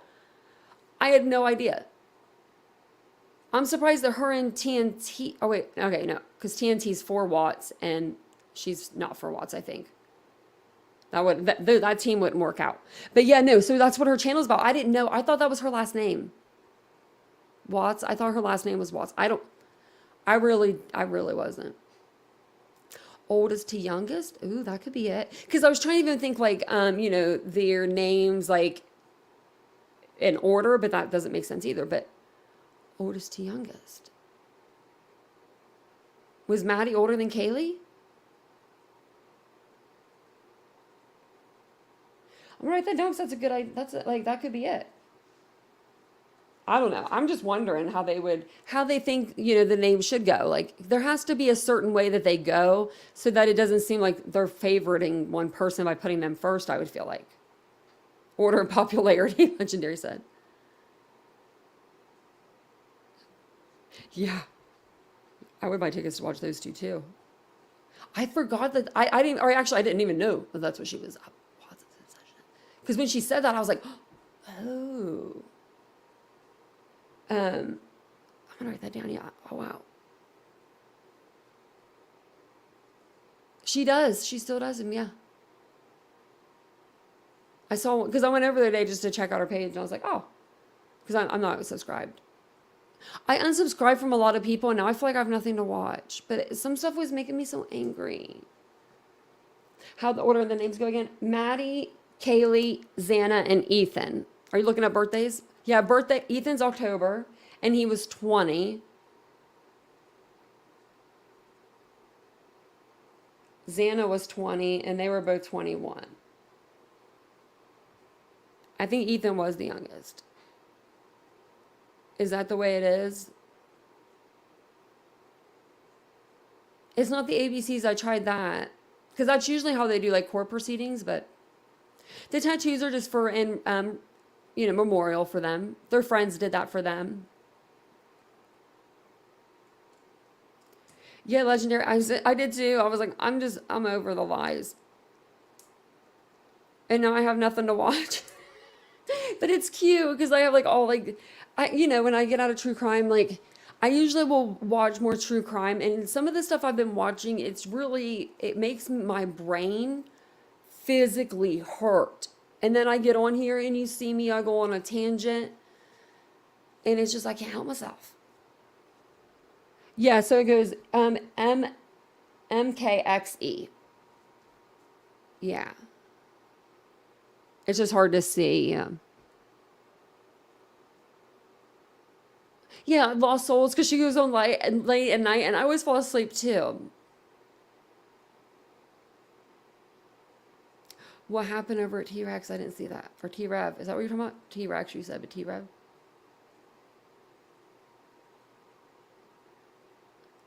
Did I miss something? Because I haven't been watching a lot of live, so you have to keep me, posted. We don't know which way he traveled from. We just know that he was heading into the kitchen. It never says he went out the door. It just says he was heading in that direction. Because I'm still on that front door. T-Rev's not bad. I just can't do the spirit box things. I can't wrap my head around that. Any way you look at it, and then you go on another. Okay, so you do spirit boxes on this channel, but then you go on another channel saying that you want to tell the truth and you want to take the high route and all that. I don't get it. I don't get it. And plus, if I had to listen to a spirit box, I'd go nuts. Those things are so annoying to me because they're so like, the noise. I won't make the noise. But Is this the second one?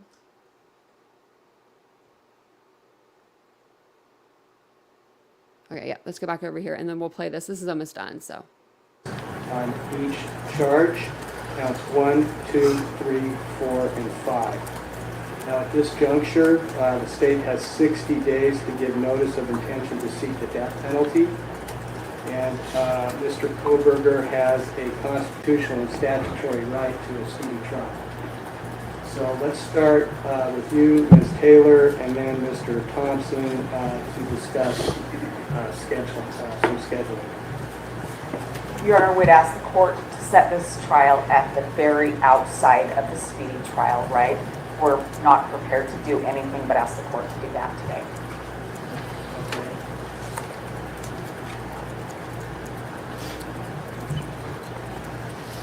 Counted out, and that would be.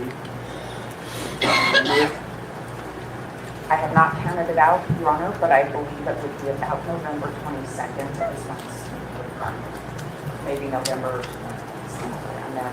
So I'd ask the court to set it for an October trial date. How long do you think it'll take to try to case? My best guess is it would take at least 4 weeks, maybe 6.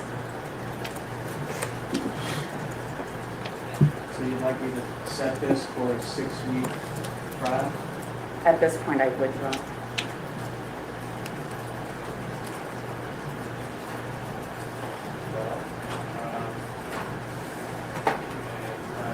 To do so, I will have to get rid of some of the other 30 trials I have, but this is more critical.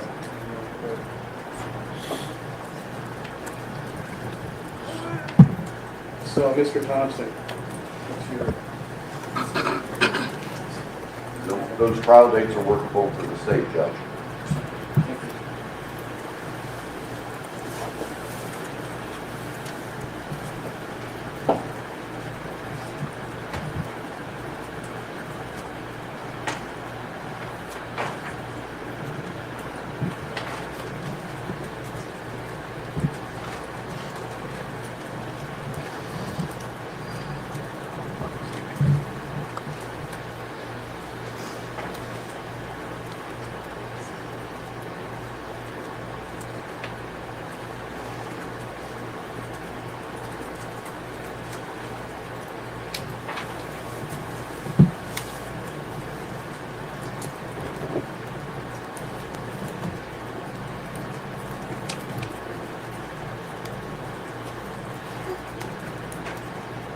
About October 2nd, we started.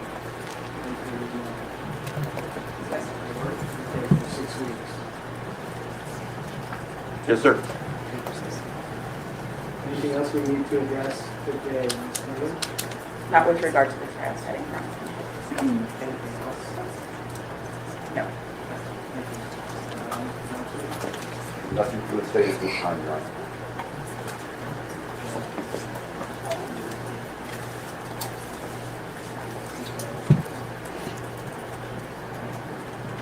All right. So with that, by the way, I do want to let everybody know, if they don't already know this, that once the grand jury issued the indictment, the preliminary hearing scheduled to start on June 26th was no longer needed and was vacated. So some people are confused about that. So I thank counsel and the media and the public for your attention and respect. So we are adjourned. Thank you.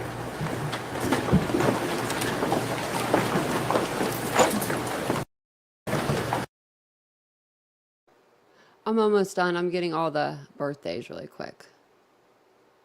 So we've got, let's go to Kaylee. I just talked to Kaylee's mom or dad the other day, and they said her birthday was coming up, and it is June 8th. Well, y'all ain't giving me that much time, y'all. June 8th. I wanted to do something special for her. So, for her birthday, you know, for everyone's birthday. So she's 6'8", 2001. Now, math is not my strong suit, so y'all are going to have to help me with the math part, probably.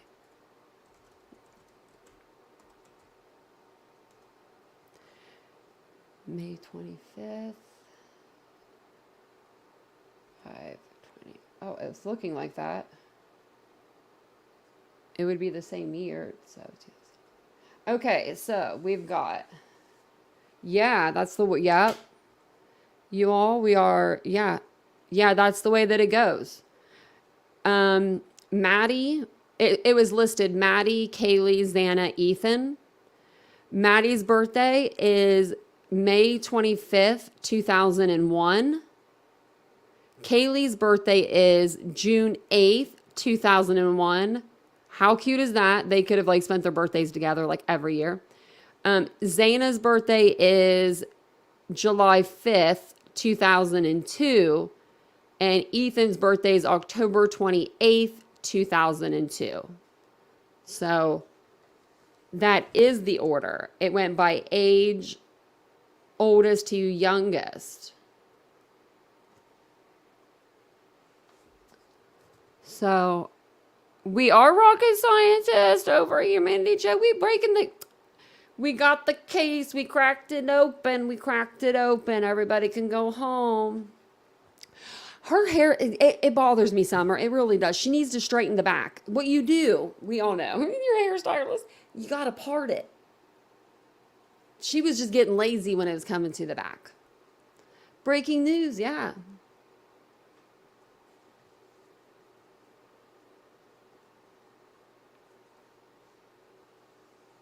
So the 55 days should have started from this date here.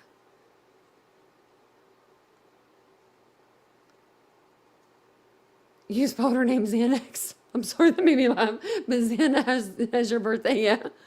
Maybe that too. She needs something done. She should be able to have lots of money to do that though now.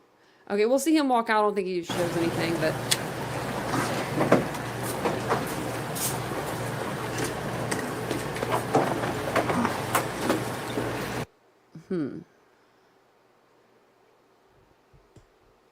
Tracks, they're like weave-in extensions.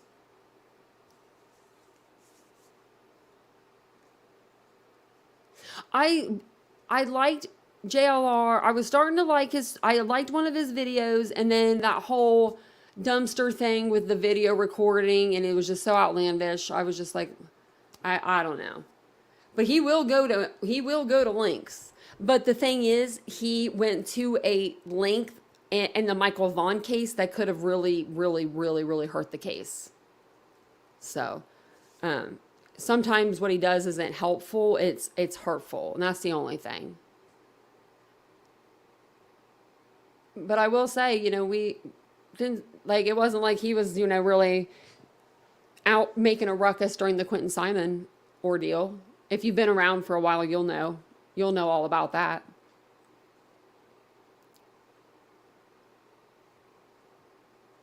Hand-tied sew-ins. Summer, can you do extensions? Oh yeah, you can probably, can't you? I've never had extensions. I would love to have some. Murdoch's wife had a restraining order against him. Wow. Yeah. Overboard. Well, he was telling old stuff. He did a story that I put out weeks ago. I said the Chapin family doesn't want you to see video. The Chapin family doesn't want you to see. I don't even know how many views it has. I don't even want to know. But I put that video out 3 weeks ago, and it was a beautiful video that they would want people to see. It was just the way he worded it. Ooh, that would be cute. A pink balloon release. But I think that Kaylee's favorite color was purple. For some reason, because I know that Maddie's was pink, and I saw on an interview with the Gonzalez's, I saw that Christy had on one purple bracelet and one pink bracelet. So I'm wondering if her favorite color was, but we'll find out if I just look it up. Or I can ask her family. I'm sure that they wouldn't mind to answer that. I don't know if it says.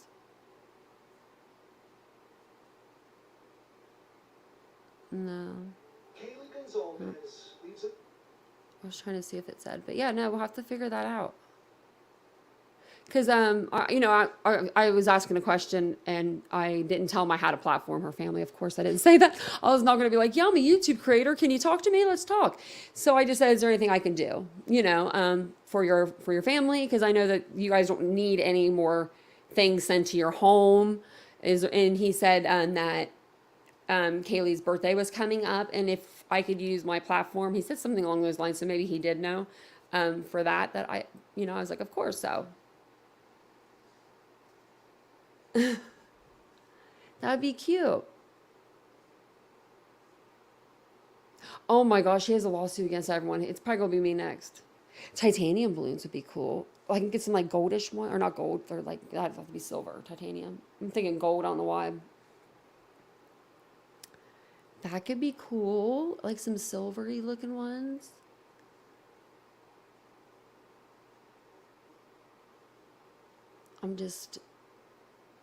Yeah, Summer's a hairdresser. Uh-oh, I just busted her out. Now here come the hair questions.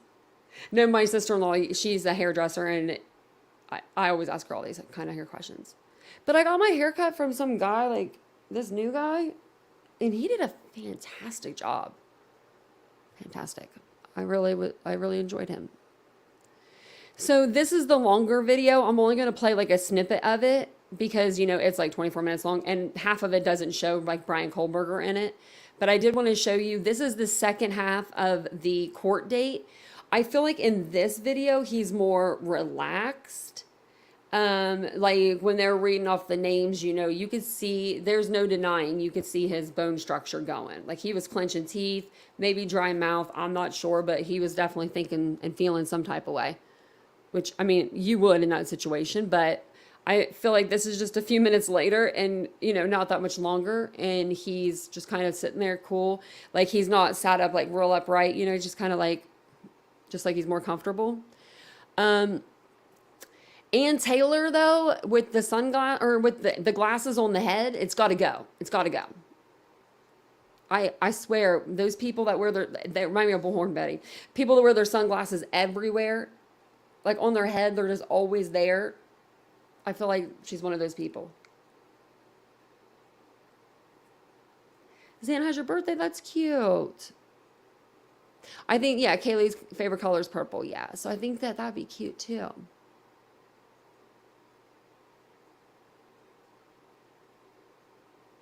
I don't have a Discord yet. I have like the app and stuff set up. I just don't know how to work it yet, Avery. We're gonna figure that out one of these days. Vincent said it's kind of hard, and I was like, what? So we'll watch this real quick, and then we'll be done with these videos here. To the extent that Mr. Gray wants to have his motion heard ahead of time, and just based on what I've read in it, I mean, obviously, if the court would agree with some of the things that he says. Into the mic, I guess. Sorry. Obviously, if the court were to agree with some of the things that he says and winds up amending the order, that could change everything for everybody else. So to some extent, I think it actually is probably better to do them all at the same time, so the court isn't in piecemeal changing what we're all arguing about. But I would be ready for the night if the court chose to do it that way. No judge likes to do things piecemeal. But I also understand that Mr. Gray and his clients have been waiting for a long time now. It's not anybody's fault. It's just how that came down because the Associated Press et al. Went straight to the Supreme Court in February, early February, and that would trigger a delay, which it did, and it was important, I think, for Judge Marshall to get the direction from the Idaho Supreme Court before we start, chipping away at each order. I don't know if would you be. I mean, I'm okay setting it for June 9th, Mr. Gray, but you may have some testimony happening. You may want to wait until you hear what everybody else is saying. It's likely that there's going to be some adjustments, you might say, or clarifying in the order. Partly in my reading of the Supreme Court's decision. Maybe I'm reading too much into it, but there were some hints maybe of what the trial court might want to consider. Okay, go ahead, Mr. Gray. I was going to say Since this is your gag order now, this non-dissemination order, Your Honor, and in reading my motion, if the court does want to consider making some of the modifications that might have been suggested in my motion, my motion may end up being moot. I think some of my modifications and or clarifications to the non-dissemination order are fairly minor, but allows, and I think the Supreme Court did give some guidance, which I think added weight to my arguments and my motion. So it's not above the court to take a look at my motion as well as any other motions that have been submitted to the court and modify the non-dissemination order, allowing for some of the issues that I've discussed in my motion, and then you would only have the AP who are attacking, I think, the gag order as a whole, the non-dissemination order as a whole. I'm just addressing a couple of clarifications and amendments that would allow myself as an attorney to speak on behalf of my clients that regarding the non-dissemination order. And I think it's your order now, so you're more than apt to be able to go and make those changes, and then we wouldn't have an issue with the non-dissemination order at all. So I don't think that's, so obviously the 9th, I'd like to keep the 9th because my issues are very small and narrow regarding the non-dissemination order. But if you were to make changes to those ahead of time that I was able to review and it was acceptable, I would withdraw my motion, Your Honor. Okay, thank you, Mr. Gray. Thank you. Well, it would be highly unlikely for me to change the order before I hear from counsel, because I don't want it, third, fourth, fifth, sixth. I only want to do this once, and I'm happy to set it for June 9th, maybe 10:30. Does that work for you? That does, Your Honor. Okay. Does that work for you, Mr. Rudley? Yes, Your Honor, it does. Okay. Mr. Logston? We'll make it work, Judge. Okay. Let's do that in person. Okay. So now. Is it just me or does he look a little bored? Yeah, you're welcome, Jax. I'm glad that you got that membership. I was looking in the chat and I'm like, do we have any people that aren't a member in here right now? Which I didn't even see that you weren't a member. I was like, I'm just going to gift one. That way I know it goes with someone in the chat. But this happened the other night because Summer was gifting so many memberships. I was like, I was going to gift some, but I think everyone's green. Which that's so great. I think we're going to do like a members only. Maybe we'll do one tomorrow. And we'll decompress. Hello, unseen thinkers. Hey, how are you?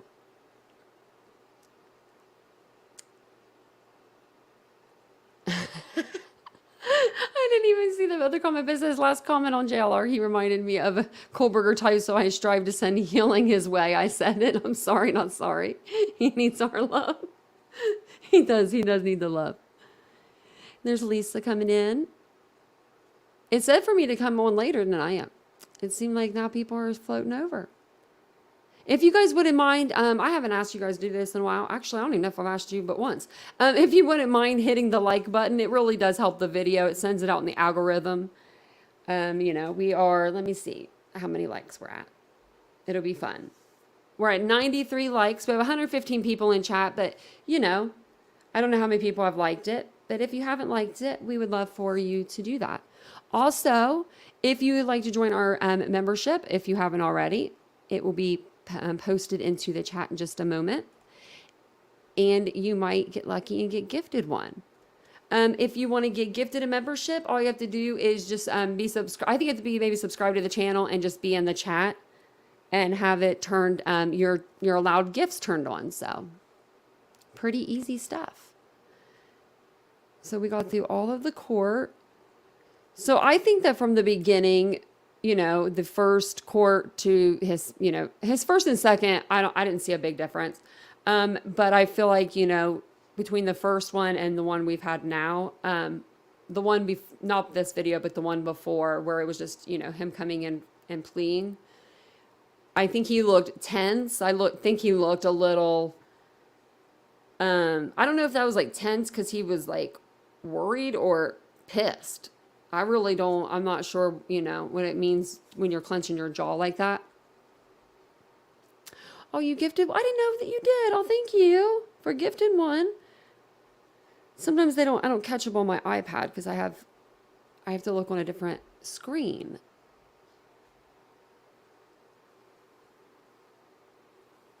When was this hearing? This hearing just happened on May 22nd, I believe this one was.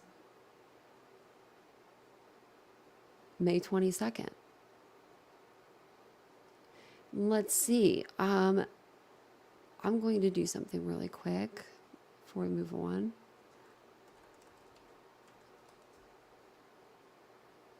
So now we broke the case, you know. So now we know that the initials or the way that they're going in order is most likely, you know, with them going Maddie, Kaylee, Xana, and Ethan. It's most likely because of those being on, that's their birthdays, and they're going from oldest to youngest. I'm gonna write that down just so maybe I might put like a little pre-recorded video out tomorrow just so everyone knows. Because we cracked the case, guys. I'm just kidding when I say that. Oh yeah, I wanted to go over here really quick. And we are also trying to get to 10,000 subscribers. But for the evening, we are trying to hit 8,200 subscribers, and we are currently at 8,193. So if you love the channel, or if you just like to subscribe, we'd love to have you. And we'll get going here in just a moment.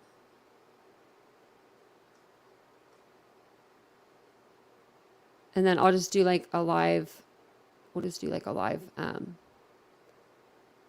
count there. Okay, so we'll go ahead and get into a little bit of Bryan Kohberger's, the people that, you know, kind of knew him best. This one is going to be a neighbor. So I'm going to start out kind of like, you know, slow, not like, you know, anything too heavy. But this is just a little clip of his neighbor talking about him and his interactions. Tonight at 6, Esther Bauer has new details from a father who says both his kids grew up with Kohberger. Esther. Well, guys, we now know the suspect's family lived in Pennsylvania. The dad I spoke with says when news broke of an arrest, his family was in shock. They still are, and just want justice for the victims. Quite a few times, you know, Kohberger was actually in my house, and it's, you know, that's a pretty frightening thing to know. Because Tom Arntz says his kids went to school with Kohberger in Pennsylvania. He said some things are a little odd with him. He was always like he had to be like the number one person in the room. Over the years, his kids noticed changes. Tom says he used to be around 300 pounds, then lost a lot of weight, and that wasn't the only difference. My son said he changed a little bit and he got pretty aggressive with him and mean to him and stuff, and my son broke off relations with him. He just never seen him anymore. The last time the Arntz family saw him was when Kohberger was working as a security guard at a local school a couple years back. When we talked to him there, everything seemed, you know, normal. He was polite and everything. It was very, very weird to hear this stuff. Washington State University confirms he was a PhD student at the time of the alleged murder, and Tom adds he was smart. Very intelligent, and then, you know, he would explain things in like a really odd way that had to be really sophisticated way of explaining stuff. There is still so much more to explain and understand in this investigation. It's unsettling for Tom to think about how this person, who they knew for years, could have killed these 4 students. Just insane. And police are telling us DNA is what ties Kohberger to this crime. We still do not know a motive or if he knew any of the victims. There are still so many questions, and we are expecting to learn much more if and when that arrest warrant is unsealed. Kirsten?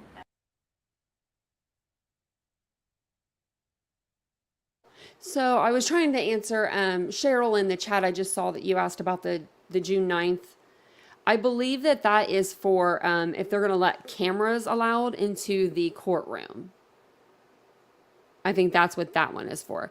Now his official trial is set for October the 2nd of 2023.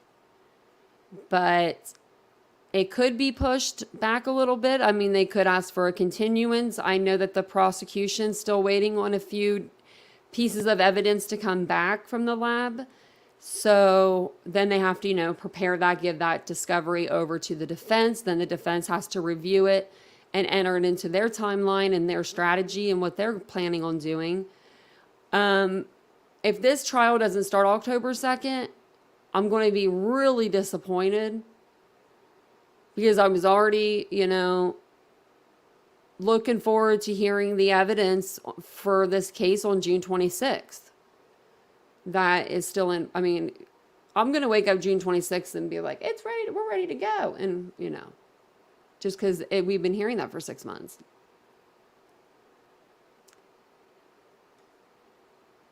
Oh, he's a homicide detective. Oh, bless his heart. Tell him he needs to get on the show, The First 48. I love watching cop stuff.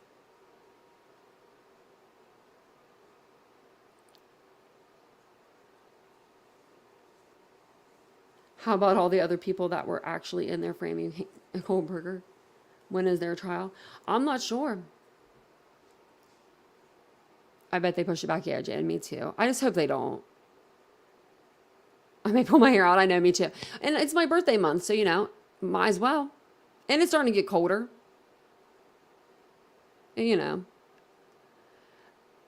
Let's see. What else I had to show you? So I was going to show you a few videos that I collected. Just over Bryan's friends. And we'll kind of play them and then go from there. And I'm going to drop the, maybe not. I forgot to drop the link in the tab this whole night. I'm so bad about that. So I'm going to drop the link in the tab if anyone wants to come up and talk about the case. They have any information they want to share. We're going to start towards the beginning, but I don't have these in chronological order, as they came out like I normally am on that. But we're going to start with her. This is going to be the first girl that came forward. I believe her name was Casey. She knew Bryan Kohberger from high school. She had given him a ride one time she didn't know what she was doing. She said she was just giving him a ride. And apparently she gave him a ride to pick up this kind of stuff. Needles and heroin. And this is the picture I had up earlier in the chat. And this is a Facebook messenger chat from them back from 2013. Now that girl was she went all the way back. She brought the receipts with her. So we'll kind of play this. And then I guess we just kind of see if we believe her or not. I mean, she has nothing to gain. Okay. I don't have many followers, so I'm not sure who this is going to reach out to. But regarding the case of the 4 Idaho students that were slain and the arrest that was made, I used to be friends with Bryan Kohberger during my middle and high school years. And then before anyone comes at me and says that I'm just running for clout, I'm not. I have pictures that I will show you. I have screenshots that I will show you. I have yearbook pictures that I show you. I went to school with the kid. I was friends with him. I wouldn't make something like this up. I am just in absolute shock right now. I was heading to lunch when my mom called me, and immediately I knew something was off because I have the type of family that we don't call each other. So if someone does call someone, we know something's bad. She called me and asked me about the murders. I didn't know where she was going with it until she said that it was Bryan Kohberger, and naturally I freaked out and called about 8 of my friends. My brother was really good friends with him. My other friend Brandon was really good friends with him. I'm gonna have a picture of him with him on the green screen as well. I'm shaking still, but anyway, let me show you. This is Brandon, the one I was just talking about. That's his wife, Brianna, and that's me. This was back in 2017. Obviously, that's Bryan. So in the beginning, I mean, you can still see his eyes. They look a little creepy, but I feel like here he didn't look as creepy. I feel like, I don't know. It got The eyes are different throughout like his life, I feel like. And I've said that for a long time. Every picture, it looks like his eyes are almost look a little different. Still has the dead face that it's the eyes. I don't know. But when I spoke to him back in 2017, he was clean. He was a heavy heroin user back in high school. And it was just nice to see the kid clean up. And at that time, he said he was doing security detail. I believe it was out of school is what he told me. But he seemed like he was better. Obviously, that wasn't true. Here's another picture from a party that we had at Brandon's house. That's Bryan there. He used to be a bigger kid as well. But again, that's him. And then at the same wedding, I'm here, but he's back there. He was sitting at the same table as me and my mother. But he is back there enjoying a drink. I was sitting right next to him. We talked. He seemed fine. My mom sent me the old school yearbook. That was him. Bryan Kohberger, that's him. He went to Pleasant Valley. Graduated with, I think, my friend Christopher, a year younger than me. This is when he nonchalantly decided to make me drive him around the Poconos for heroin, and I had no idea. I thought I was just doing a nice deed because he needed something, and it turns out that he was getting heroin. Sorry, I'm like, my voice is shaking. I might make a part 2. I probably have to. I don't have a 6-minute feature. I only have a 3-minute feature. I also talk really fast, so I'm sorry.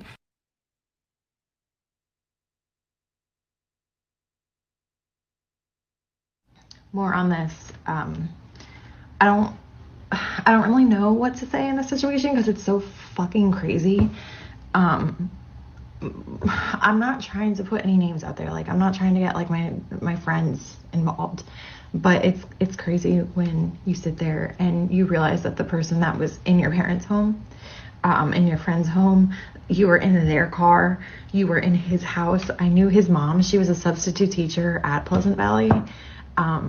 It's crazy to think that, I don't know. It's again, he obviously no longer has a Facebook, but they still allow you to filter old messages. Here's something. I invited him to a party back in 2014. He seemed fine. It's crazy just what can switch in someone's brain. Again, after the whole heroin incident, I didn't know that he was literally making me drive to get him heroin until Brandon told me. So I messaged him a pretty rotten message just because I was pissed. I didn't know there was fucking heroin in my car. But this was, again, 2013. I was 2 years, graduated from high school. He then said he was in rehab. He would randomly message me after that. This is him mentioning he wanted to study criminal justice. Again, back in 2013, he was already hoping to do that, and then that obviously fell through because he said he went to rehab. But apparently he went back at it, and again, in 2017, that's when it seemed like everything was fine and he was doing great for himself. So it was kind of crazy that this fucking happened. But yeah, this is also talking about, hanging out with Bryan, chilling with them, and then Brandon said they're like not friends anymore, and this happened a lot because of what he was doing, his addiction, and he had some anger issues. I know he did kickboxing to kind of help with that, but again, I wish I had more pictures. I'm sure I have plenty from MySpace days, but for some reason I cannot get onto my MySpace. When I click to search, it just gives me like broken photos, and I'm sure I had more pictures with him because, again, I did a lot with him. We hiked a mountain by my parents' house together. He mentioned that in one of the messages I had with him. Again, I'm so sorry if this is really fast. I don't really know what to say. This never happened to me before. I really didn't have old friend of a murderer on my 2022 bingo list, so yeah, that's him.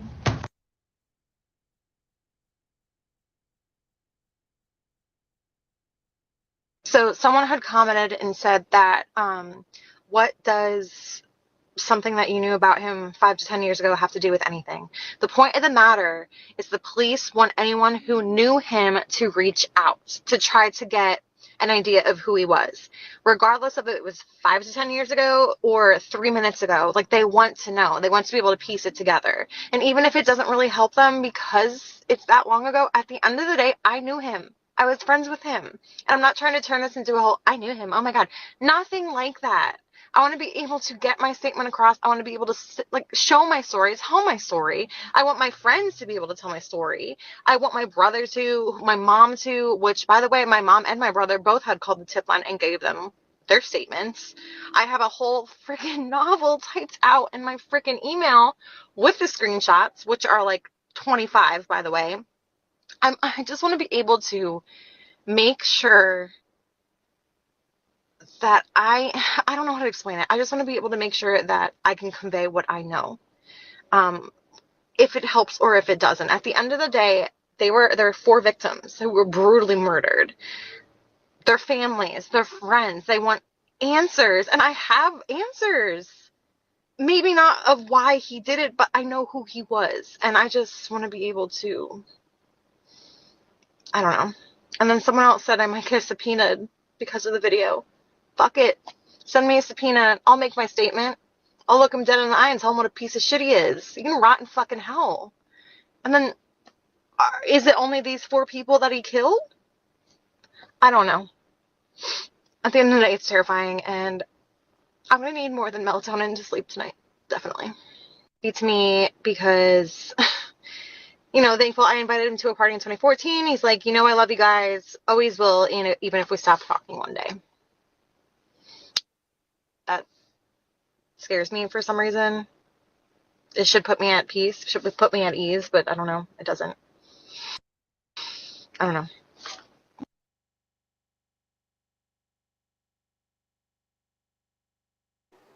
So I think she was one of the first to come out and speak on behalf of Bryan Kohberger and, what he was about. Do you guys remember her?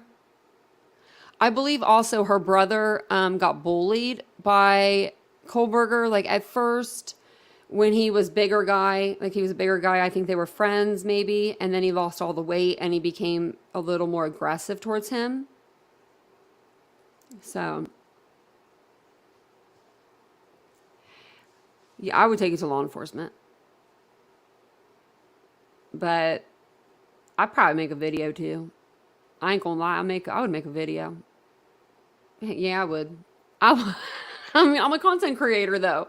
It's bad for me to, but yeah, I probably would.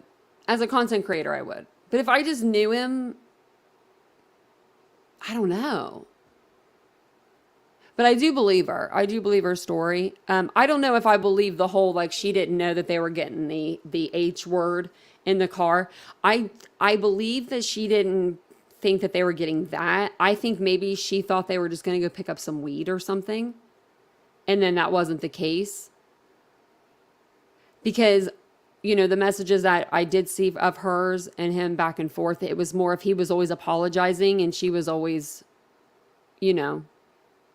saying, okay, you won't do it again, but then he would do it again. Yeah, I'm a little brutally honest. You can thank my dad for that. I swear I said that all the time. My dad's probably rolling his grave right now saying, I didn't say that shit. But no, he would have. Like, he was brutally honest. That's where I got my mouth. And then I got my loving side from my mama bear. So I don't know if you remember her, but she came out. Actually, we'll do another guy. We'll do this guy first, because he came out and he had a whole like a whole setup. I don't know if he was doing his name's Psychological Sleuth. I don't know if he was doing this prior to Bryan Kohberger's arrest, but he sure is now. I don't think there's any music either, so. What's going on? Josh Ferraro here. I went to college with Bryan Kohberger. I've been looking at his picture all day. I've been saying the name all day in my head, and I was like, I know this guy. And then he went to DeSales University. I'm like, I know I had a class with him. I know it. I know it. The name sounds so familiar, and he looks very familiar, but I couldn't put a point on it. And he lost so much weight. When I knew him, he was a pudgy guy. He was really friendly. He led my biology project at DeSales University, and he was a pretty smart guy, and he was interested in criminal justice, and I remember having classes with him, and for this guy to do that is beyond me.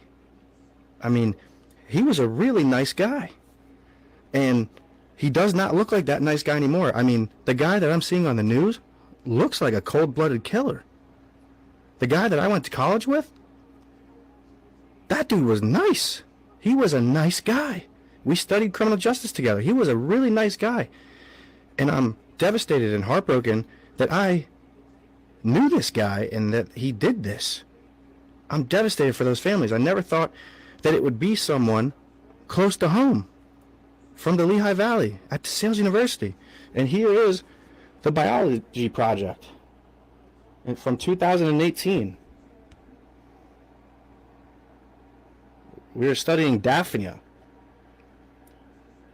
and how there he is, and he led this project. 11/16/18.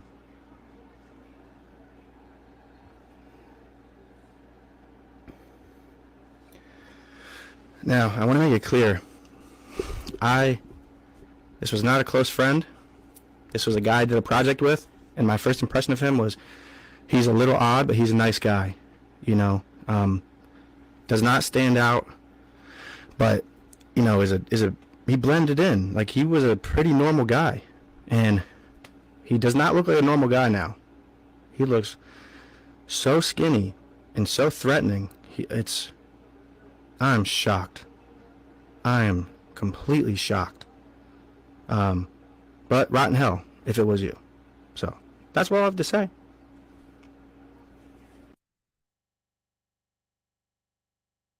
So that guy went to school with Kohberger in college. I think it was at DeSales. So before he went to University of Idaho, or I'm sorry, Washington, University of Washington, he was studying at DeSales University, and that's how he met up with that guy. So for him to say, like, there's a dramatic difference in his eyes with the way that he looks when he left Pennsylvania, if you think about it, when he last saw him, he was in Pennsylvania, to getting arrested back in Pennsylvania, but after being, out in Washington for so long, and after these crimes, he said he looked like a different person. This guy's name, let me see. Oh shoot, I don't know how to go. All right. How do I go back to see his What's thing? going on? Josh Ferraro here. Josh Ferrara. I think it's spelled like this.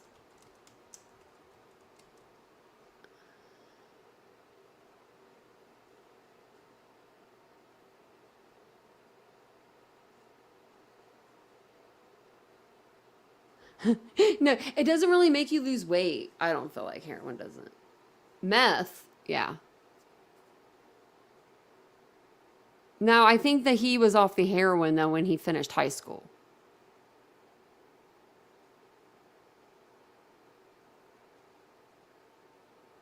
But yeah, so this was his one of his lab partners, when he was at the school, I guess you would say.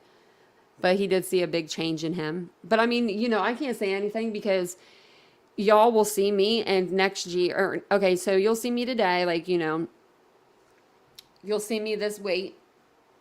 Remember this, because in like 2 months, I'll be completely different. I'll either be like so skinny or just a little bigger. You just never know.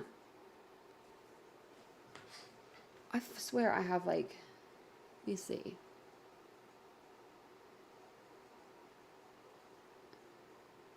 You ever like see something on your eyelash? I think I got it. Yeah, exactly. But like can't afford food and stuff like that, then yeah, you can lose weight. But I would think that you would, yeah. Well, they say that Ozempic. Give me some. Yeah, to lose weight. I think that he did that. I think he got into the drugs to fit in. Tell my friend to stick to exercising. Girl, I've been doing it for 8 weeks and I haven't lost any weight. But I've gained muscle and I know that I'm smaller in places that I want to be and I'm bigger in places that I want to be. So I'm just like, oh, okay, I could do that. So let's see, who do we have next? Did I play the neighbor yet? I don't think I did. We'll play this guy. This is the neighbor. Kohberger left Washington a grad student and is coming back to the inland Northwest, a suspected murderer. This news came as a shock to people who knew him, and some are now speaking out on changes in his behavior and his personality that push them away. Tonight at 6, Esther Bauer has new details from a father who says both his kids grew up with Kohberger. Esther. Well, guys, we now know the suspect's family lived in Pennsylvania. The dad I spoke with says when news broke of an arrest, his family was in shock. They still are and just want justice for the victims. Quite a few times, Kohberger was actually in my house, and it's, that's a pretty frightening thing to know. Because Tom Arntz says his kids went to school with Kohberger in Pennsylvania. He said some things are a little odd with him. He was always like he had to be like the number one person in the room. Over the years, his kids noticed changes. Tom says he used to be around 300 pounds, then lost a lot of weight, and that wasn't the only difference. My son said he changed a little bit and he got pretty aggressive with him and mean to him and stuff, and my son broke off relations with him. He just never seen him anymore. The last time the Arntz family saw him was when Kohberger was working as a security guard at a local school a couple years back. When we talked to him there, everything seemed, normal. He was polite and everything. It was very, very weird to hear this stuff. Washington State University confirms he was a PhD student at the time of the alleged murder, and Tom adds he was smart. Very intelligent, and then, he would explain things in like a really odd way that had to be really sophisticated way of explaining stuff. There is still so much more to explain and understand in this investigation. It's unsettling for Tom to think about how this person, who they knew for years, could have killed these 4 students. Just insane. And police are telling us DNA is what ties Kohberger to this crime. We still do not know a motive or if he knew any of the victims. There are still so many questions, and we are... Okay, so let me exit out of these ones. That way I know which ones we've played. Oh, and I wanted to show you this too. I'll show you that at the end. Let's see here. Because I had a bunch of stuff on here. You know me. We'll go to Tinder date now. Tinder date. Hey, Lost Soul TC in chat. I was just thinking of you. I was just saying, I literally just looked to see if you're going to go live tonight. Because sometimes I fall asleep, but I do listen. I'm always listening. But, so this one's going to be the Tinder date here. He said, they went on a date. I think it was to the movies. She met him on Tinder. Hey, sometimes Tinder wins, sometimes Tinder doesn't. Oh, it's stormy there, so you didn't go live. It's stormy like everywhere. There's the hips, yeah. Good birthing hips. I'm trying to think of what is the most off-the-wall thing. Because I've dated some weirdos. You know what I mean? And I'm not saying he's a weirdo. Don't come for me in the comments. But, let's see what she says. These are fun to re-watch because it's been a while. This woman couldn't believe her eyes. I recognized him immediately and my heart just sank because I couldn't believe that. I was face to face with this guy. Nurse Haley Willett says they met on Tinder in 2015 when they were both psych majors at Pennsylvania colleges. He took her to a movie, then insisted on escorting her to her dorm room. I was kind of afraid to say no, so I just let him come in with me. Then he did something she says she'll never forget. He kept trying to tickle me, and I would ask him to stop, or I'd say, "What are you doing?" And he would be like, I'm not tickling you. And he would get very serious. Creeped out by Kohberger, she came up with a clever ruse. I proceeded to pretend to throw up in the bathroom, hoping that, it would gross him out and he would leave. Did it work? Yeah. He had messaged me on Tinder and said that he was leaving and that he had a good time and that he would message me later.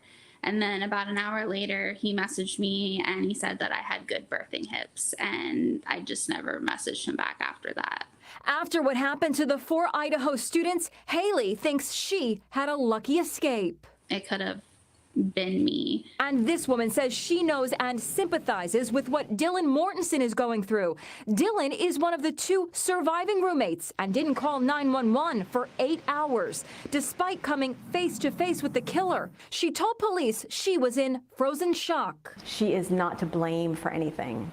Absolutely not. Alana Zabel is a yoga instructor who attended Buffalo University in New York. She lived with 4 sorority sisters and suffered an eerily similar trauma. One night in 1992, a rapist broke into their home and attacked a student. Alana heard the attack, saw evidence that there had been a break-in, and even saw bloodstains, yet she convinced herself nothing was wrong. I felt someone in my room, and I lifted up my head, and there was no one there, but then the front door closed. She waited 6 hours to call 911 and will never forget the horrific scene she found in her housemate's bedroom. Her mattress was 3/4 of the way soaked with blood.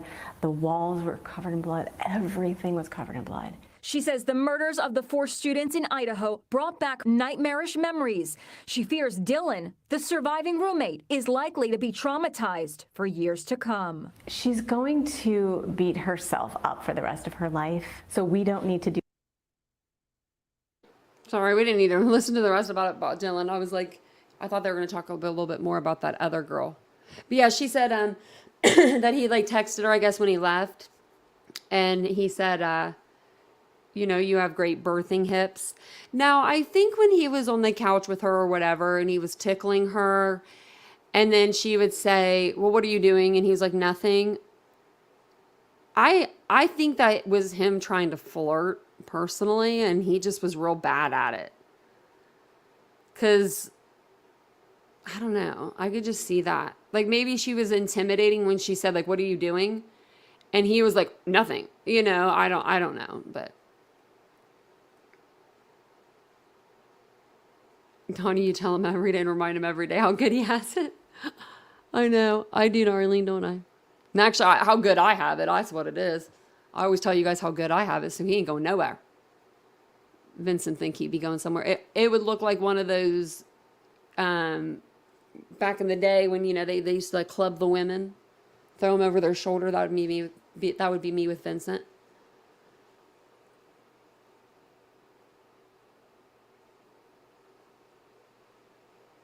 Yeah, but he said it completely serious. Yeah. I don't know. I think he was just a little off there. Yeah, maybe it was to hurt her feelings. I know. Kaylee did look like her mama. Beautiful. They're both beautiful girls, all of them. And Ethan was just adorable. Adorable, I tell you. Yeah, I don't think that she would. I don't think she made up that comment, that the birthing hips comment. Because I don't know where you would even find that comment. Maybe I would be like, yeah, he told me I was the sexiest woman alive and he couldn't help but want to be with me. I don't know. That's what say something like that. Don't say you told me I have good birthing hips. I just don't know where I would find that. Oh, guess what? Speaking of which, Mindy, I haven't forgot about you. We're still going to talk about Richard, not tonight, but we're going to talk about him soon. And I woke up last night at 2:45 a.m. freezing to death. And they think it's because it's vertigo. And I get in these things where I can't, I physically can't move and I'm so cold. So I think I had a nightmare too. That's what woke me up. Because we were looking at Richard Ramirez. But yeah. Yeah, she did ditch him.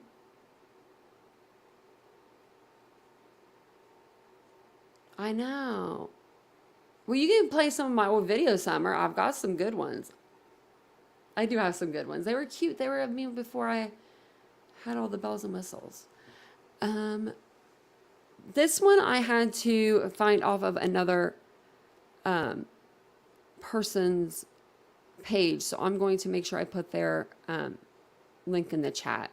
It's just for this interview here. It's one of the first interviews that came out, and I could not find it anywhere else.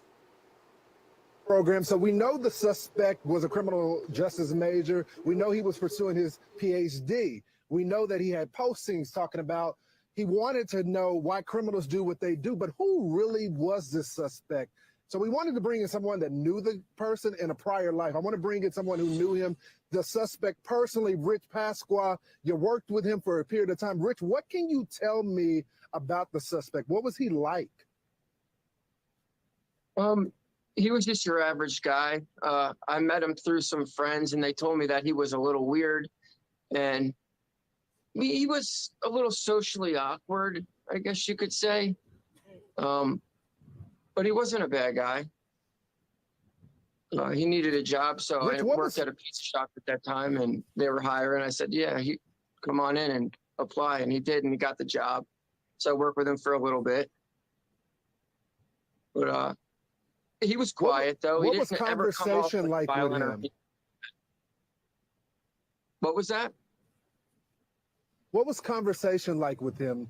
Like when you talk with him at work, would he look you in your eyes? Did he have friends? Did he have a girlfriend at the time? It was so long ago. It was like 2013, but he didn't have a girlfriend. I do remember that.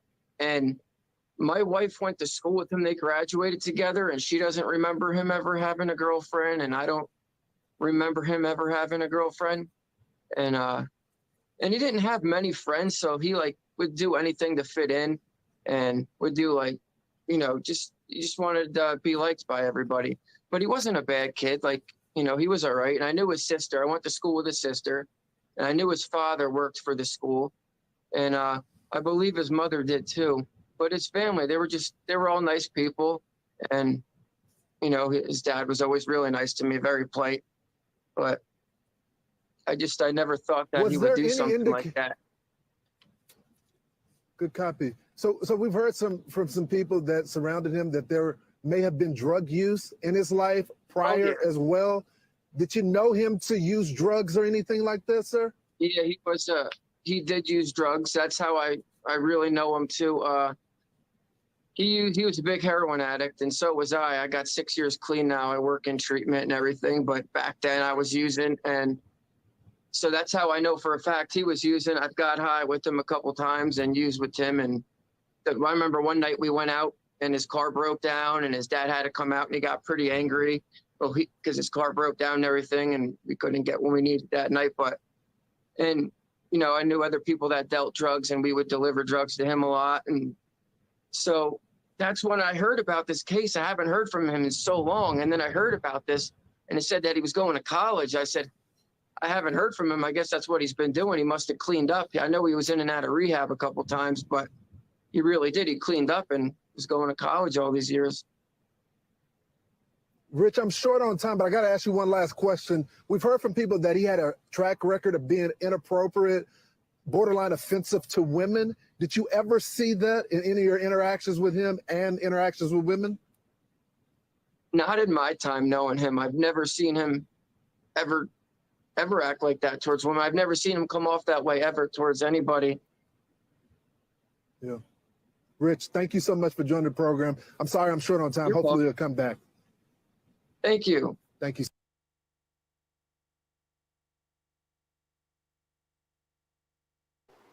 So that was one of his buddies that he did some drugs with. So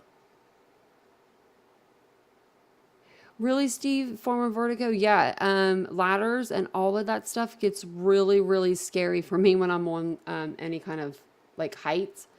But I get really cold and I suffer. It's bad.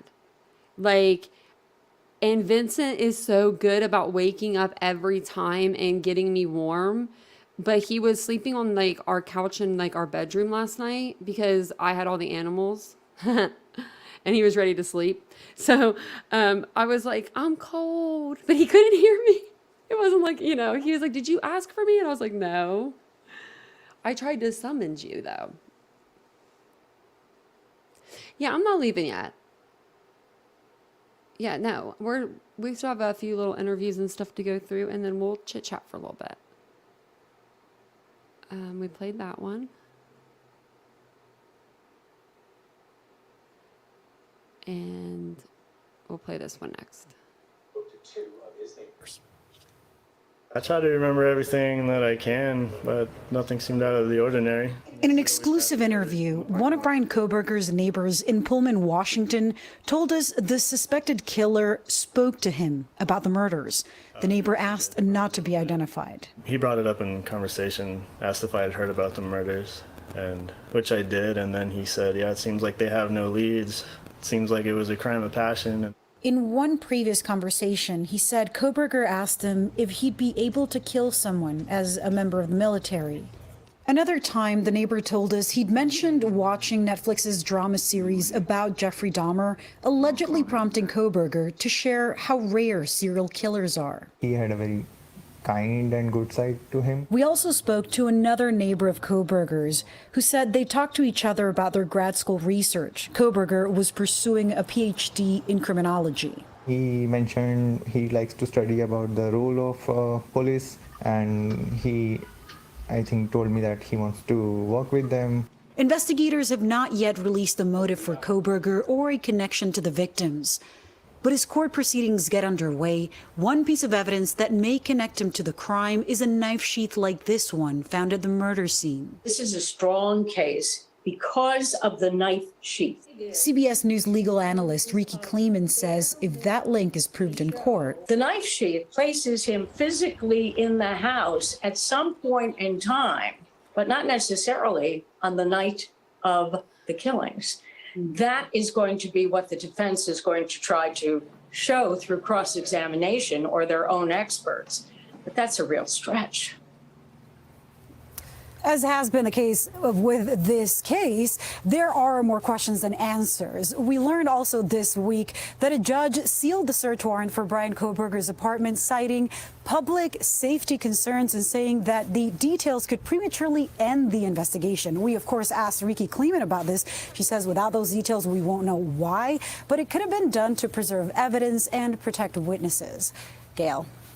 Yeah, Lilia, the more you hear on this case, the more you want to know. It's just still so heartbreaking. Thank you.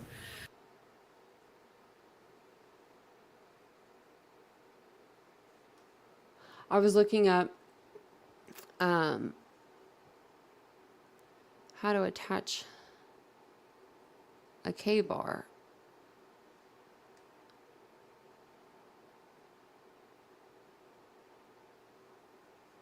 This one doesn't look like the same one. So I'll have to look around more. So, and then I just have a couple more little, like interviews, but I think everyone pretty much says the same thing, you know, that he had to be like the smartest guy in the room. He was more aggressive after losing some weight, but he did seem polite to most people. He was very intelligent. He had to explain things to people, though, and more in depth to make them feel like maybe they were, like they weren't as smart as he was.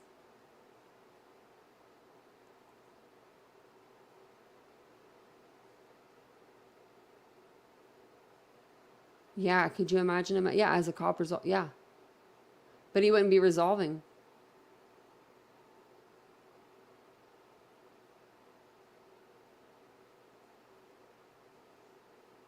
What'd she say about Kohberger? Obsessive alcoholics. I know, Tony's dog's cute. That's a cute dog. My dogs are out there sleeping.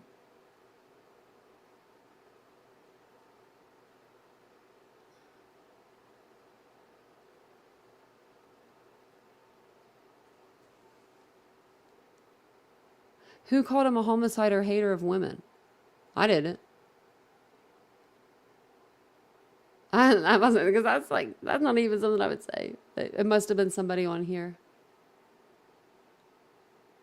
So I'm going to play. These are just like not even a minute long, but it's from when Nancy first talked to that neighbor, you know, downstairs. They ended up getting a full interview with him, but I think we've all watched that. So I was just going to get the little snippets here. Let me share this with y'all though first. Okay. Invited him to a pool party because he was new. Yeah. Had no friends.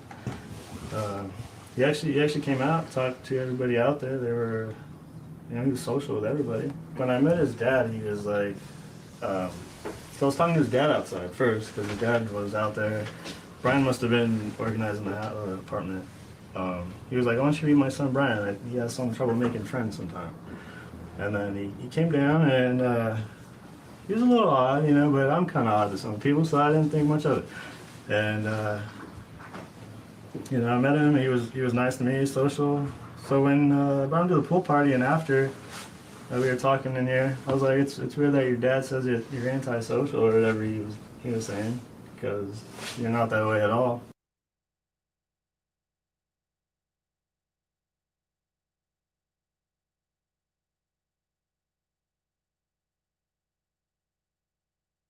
But to you, he actually says, "Have you heard about the murders?" Yeah, when we were talking right here, he said, "Have you heard about these murders?" And I was like, "Yeah, it's because it just happened. Like there was like a few articles. There was not much detail on it at all." So when he said that, I was like, "Yeah, I read like an article. There's not much about it." He was like, "Yeah, it seems like they don't have any leads." And I was like, "Yeah, I guess not." And then he's like, "Yeah, they think it's a crime of passion." I was like, "Yeah, well, I don't know. I've read one article. I'm not really sure what they're thinking." And then he kind of left it at that, but he did bring that up. Like it was a normal conversation.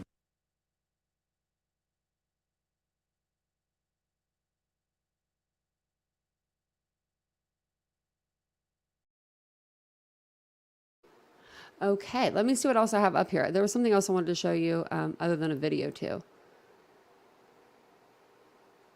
Oh, and I wanted to let you know we are 2 away. Let me share this with you from hitting 8,200 subscribers. Guys, you guys are the best. We appreciate you around here. Every single one of you. And this updates in real time, which is even better. Let me see though. I was going to show you something I saw on Twitter. And then I'll make sure before the end of the live to let you know if we made our goal. I think we can do it. So the other day I was cruising around on Twitter, minding my own business. You guys know I wasn't minding my own business. Minding my own business, but I did see this post here, this tweet, and I didn't follow her at the time, but I follow her now just because I wanted to see what else was going to be said. She doesn't have a huge following, but that doesn't mean anything at all because neither do I. But it says here, and I just wanted to get your opinion on this. So make sure you listen to the whole thing. And I even retweeted something, or I tweeted something back to her because I was like, wow, when I heard this. So let me know. It is kind of small, so I'll have to read it to you guys. It looks like it's a little small. This is going to be the article here. So this is Chief Fry when he drove out of, he's backing out of the parking lot when he got some of the personal belongings of the Idaho 4 to return home to their parents so that they could have something of their precious children. Then there's a picture of them, you know, just coming out with boxes. You can see this one, the top box, it says Beth on the top of it. This, I'm assuming these pillows are Bethany's or Dylan's because they are so white. I'm just assuming that though. So this is the post. Chief of Police, let me see, make sure I got the right one. I want to make sure I read this.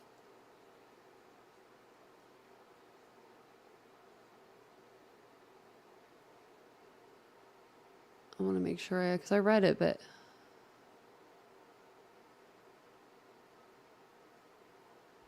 Okay.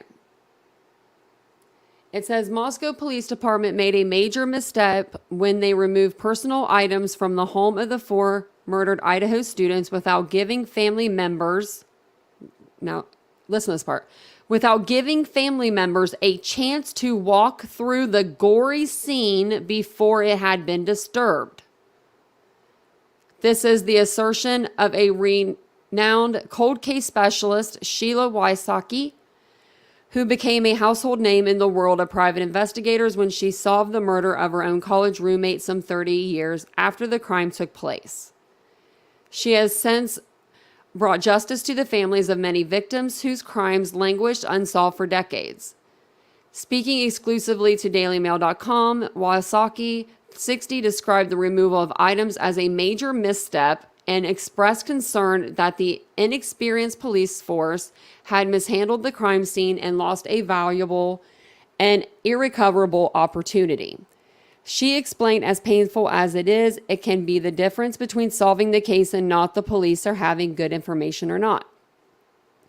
The police are going to say they don't want to traumatize the family while they're already more traumatized than you can ever imagine. When it's potentially the difference between solving it and not solving it, I know every single mother or father that I've ever worked with would walk into the crime scene regardless. No, ma'am. I think it's a major misstep that they didn't give any family members that opportunity. I just must hope they have taken hundreds and hundreds of good crime scene photographs.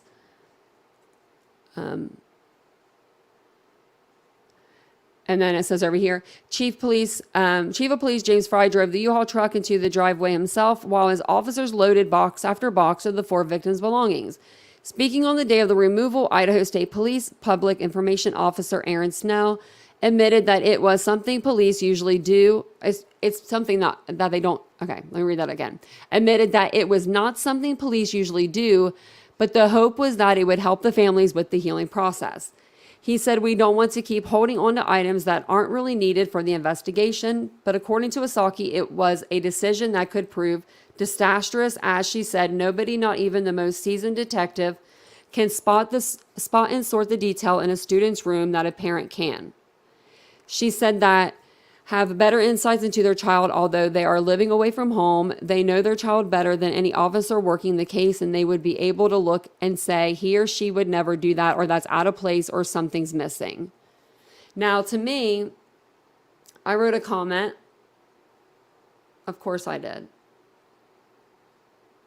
Right here. And I gave them, the document to show. It says the parents said it was too traumatic to go through the items/boxes they received back from the house. Let's go ahead and throw them in there to retrieve the rest. That's how I feel about it.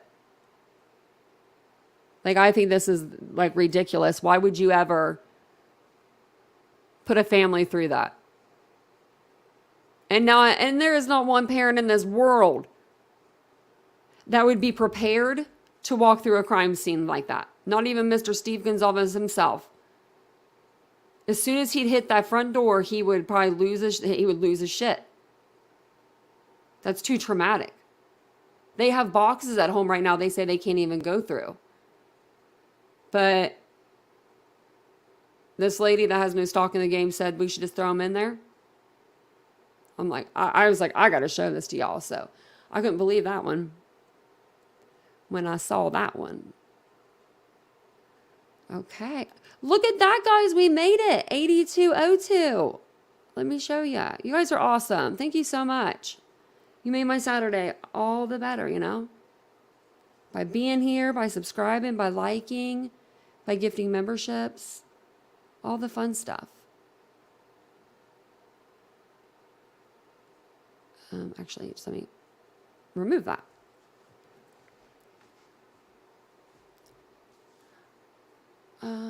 Let me go back through the chat here. There's breaking news.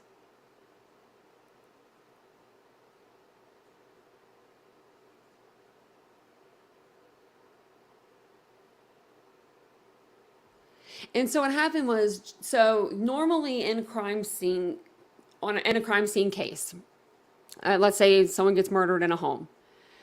They normally go in They pick up the body, they take their photographs, they collect their evidence, and they walk out of there. And if you're lucky, they'll send crime scene cleanup, but crime scene cleanup normally doesn't even clean up everything. So then that is left to the families normally to do. So when Chief Fry says this isn't normally something that we do, it's because it's not. For those guys to go back into that home, go through those personal belongings after what they've seen and they've dealt with, and to try to give those families a little bit back of their, you know, their child, I think is a fantastic idea. I think it was and they did it in a respectful way. They asked that if there was going to be cameras there that day, that there was nobody asking for any questions, and everybody stayed silent. It was beautiful. When, I mean, you know, like if something so traumatic, it was something beautiful to see. Those officers going in and getting those boxes and bringing them out. And then they get criticized. So, broccoli slaw. Oh, I've never had broccoli slaw, but I don't like broccoli. Not a broccoli gal. Yeah, I couldn't imagine. I'm not even a parent. I couldn't imagine.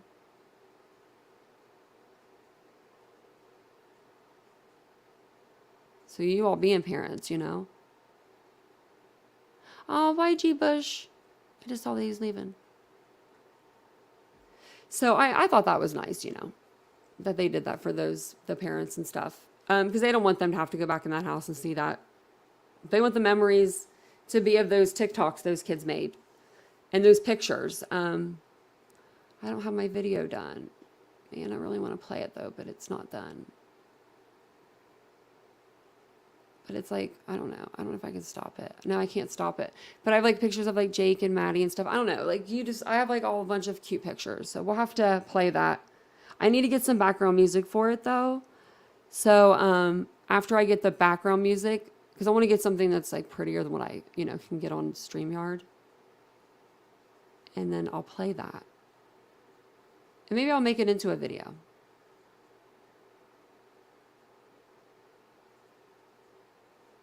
No one wants the broccoli. Holy true crime and other stuff. Oh. Grapes. That sounds good. I'm hungry. Yeah, I bet it was horrible. The scene. Even not the blood. If you've ever been unfortunate to have to put an animal to sleep, you know the smells that come out of an animal when they die. It's very similar to a human. The smell, you'll never not smell that smell. You'll never not smell it.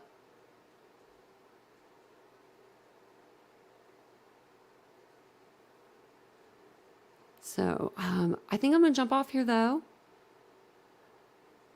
I'm a little sleepy. Plus, I'm hungry. We did a 3-hour live tonight. We did a good live.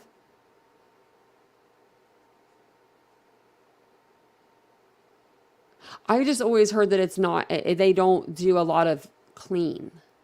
Like sometimes there's a lot of stuff just left for the families to deal with, and yeah. 4 bodies, yeah. Wake up one, morning on a Sunday and you don't think. You don't think that's what you're going to have to deal with. You know what I mean? Like, you just don't think about that. I've never had anything that traumatic happen, like to where I've lost friends, but I can relate in the way that I know how it feels to have your whole self uprooted all at once and not own a damn thing. Like they couldn't go back in and get anything in that house. Bethan or Dylan. When they walked out of that house today, that's when they walked out. So I was in a fire like 10 years or so ago and lost everything. And so I know what it feels like when you wake up one day and your whole life's just upside down. They only take what they need. Yeah. They only take what they need. Yeah. And also what was I going to say about that? Oh, they also did, you know, the 3D imagery. They did like the 3D scans. We did a live over that. They, you know, took what, 6,000, 4,000 pictures. I think they have like over 10,000 now. Something crazy. But yeah, I couldn't imagine the smell. The only thing that makes sense with the unconscious caller is, and I keep thinking about it, is if maybe they pulled the doors closed and they were locked somehow and nobody could see in there, and that's why they made that call. But they smell, maybe they could smell something, but they just didn't know what they were smelling. Because, you know, when you don't smell it for the first time, you don't know what it is. It could, I mean, I don't know. You do, but you don't. But I had to put a dog to sleep, so that's what I know about it. And, you know, I witnessed my mom pass away, so. I am going to jump off here for the evening. We're going to do, we should do like a members live tomorrow. That'd be fun. We have a lot of members. We actually have like a good amount. We have like over like 150, and we're at 8205 on the subscription front. So we love that around here. Gets me pumped up, makes me want to stay on live longer. But now I need to go to bed maybe. Actually, I need to eat. The unconscious person was one of the roommates. Well, yeah, it said so. It said that the call was made on the roommate's phone, but it didn't make it, it sounded like it wasn't made by the roommate. Like maybe she did pass out. But I'm thinking also maybe that's why they said that on the phone call, that it was an unconscious person. Like they didn't know what was wrong because they couldn't see the person. So, aw, thank you, Lost Souls. I appreciate that. And your channel is doing really good too. So, okay, I will see you guys all tomorrow. We will do a members only. If you want to join the channel membership, it'll be linked there for you. And I appreciate you guys all being here tonight, and I will see you guys all tomorrow. Bye, guys.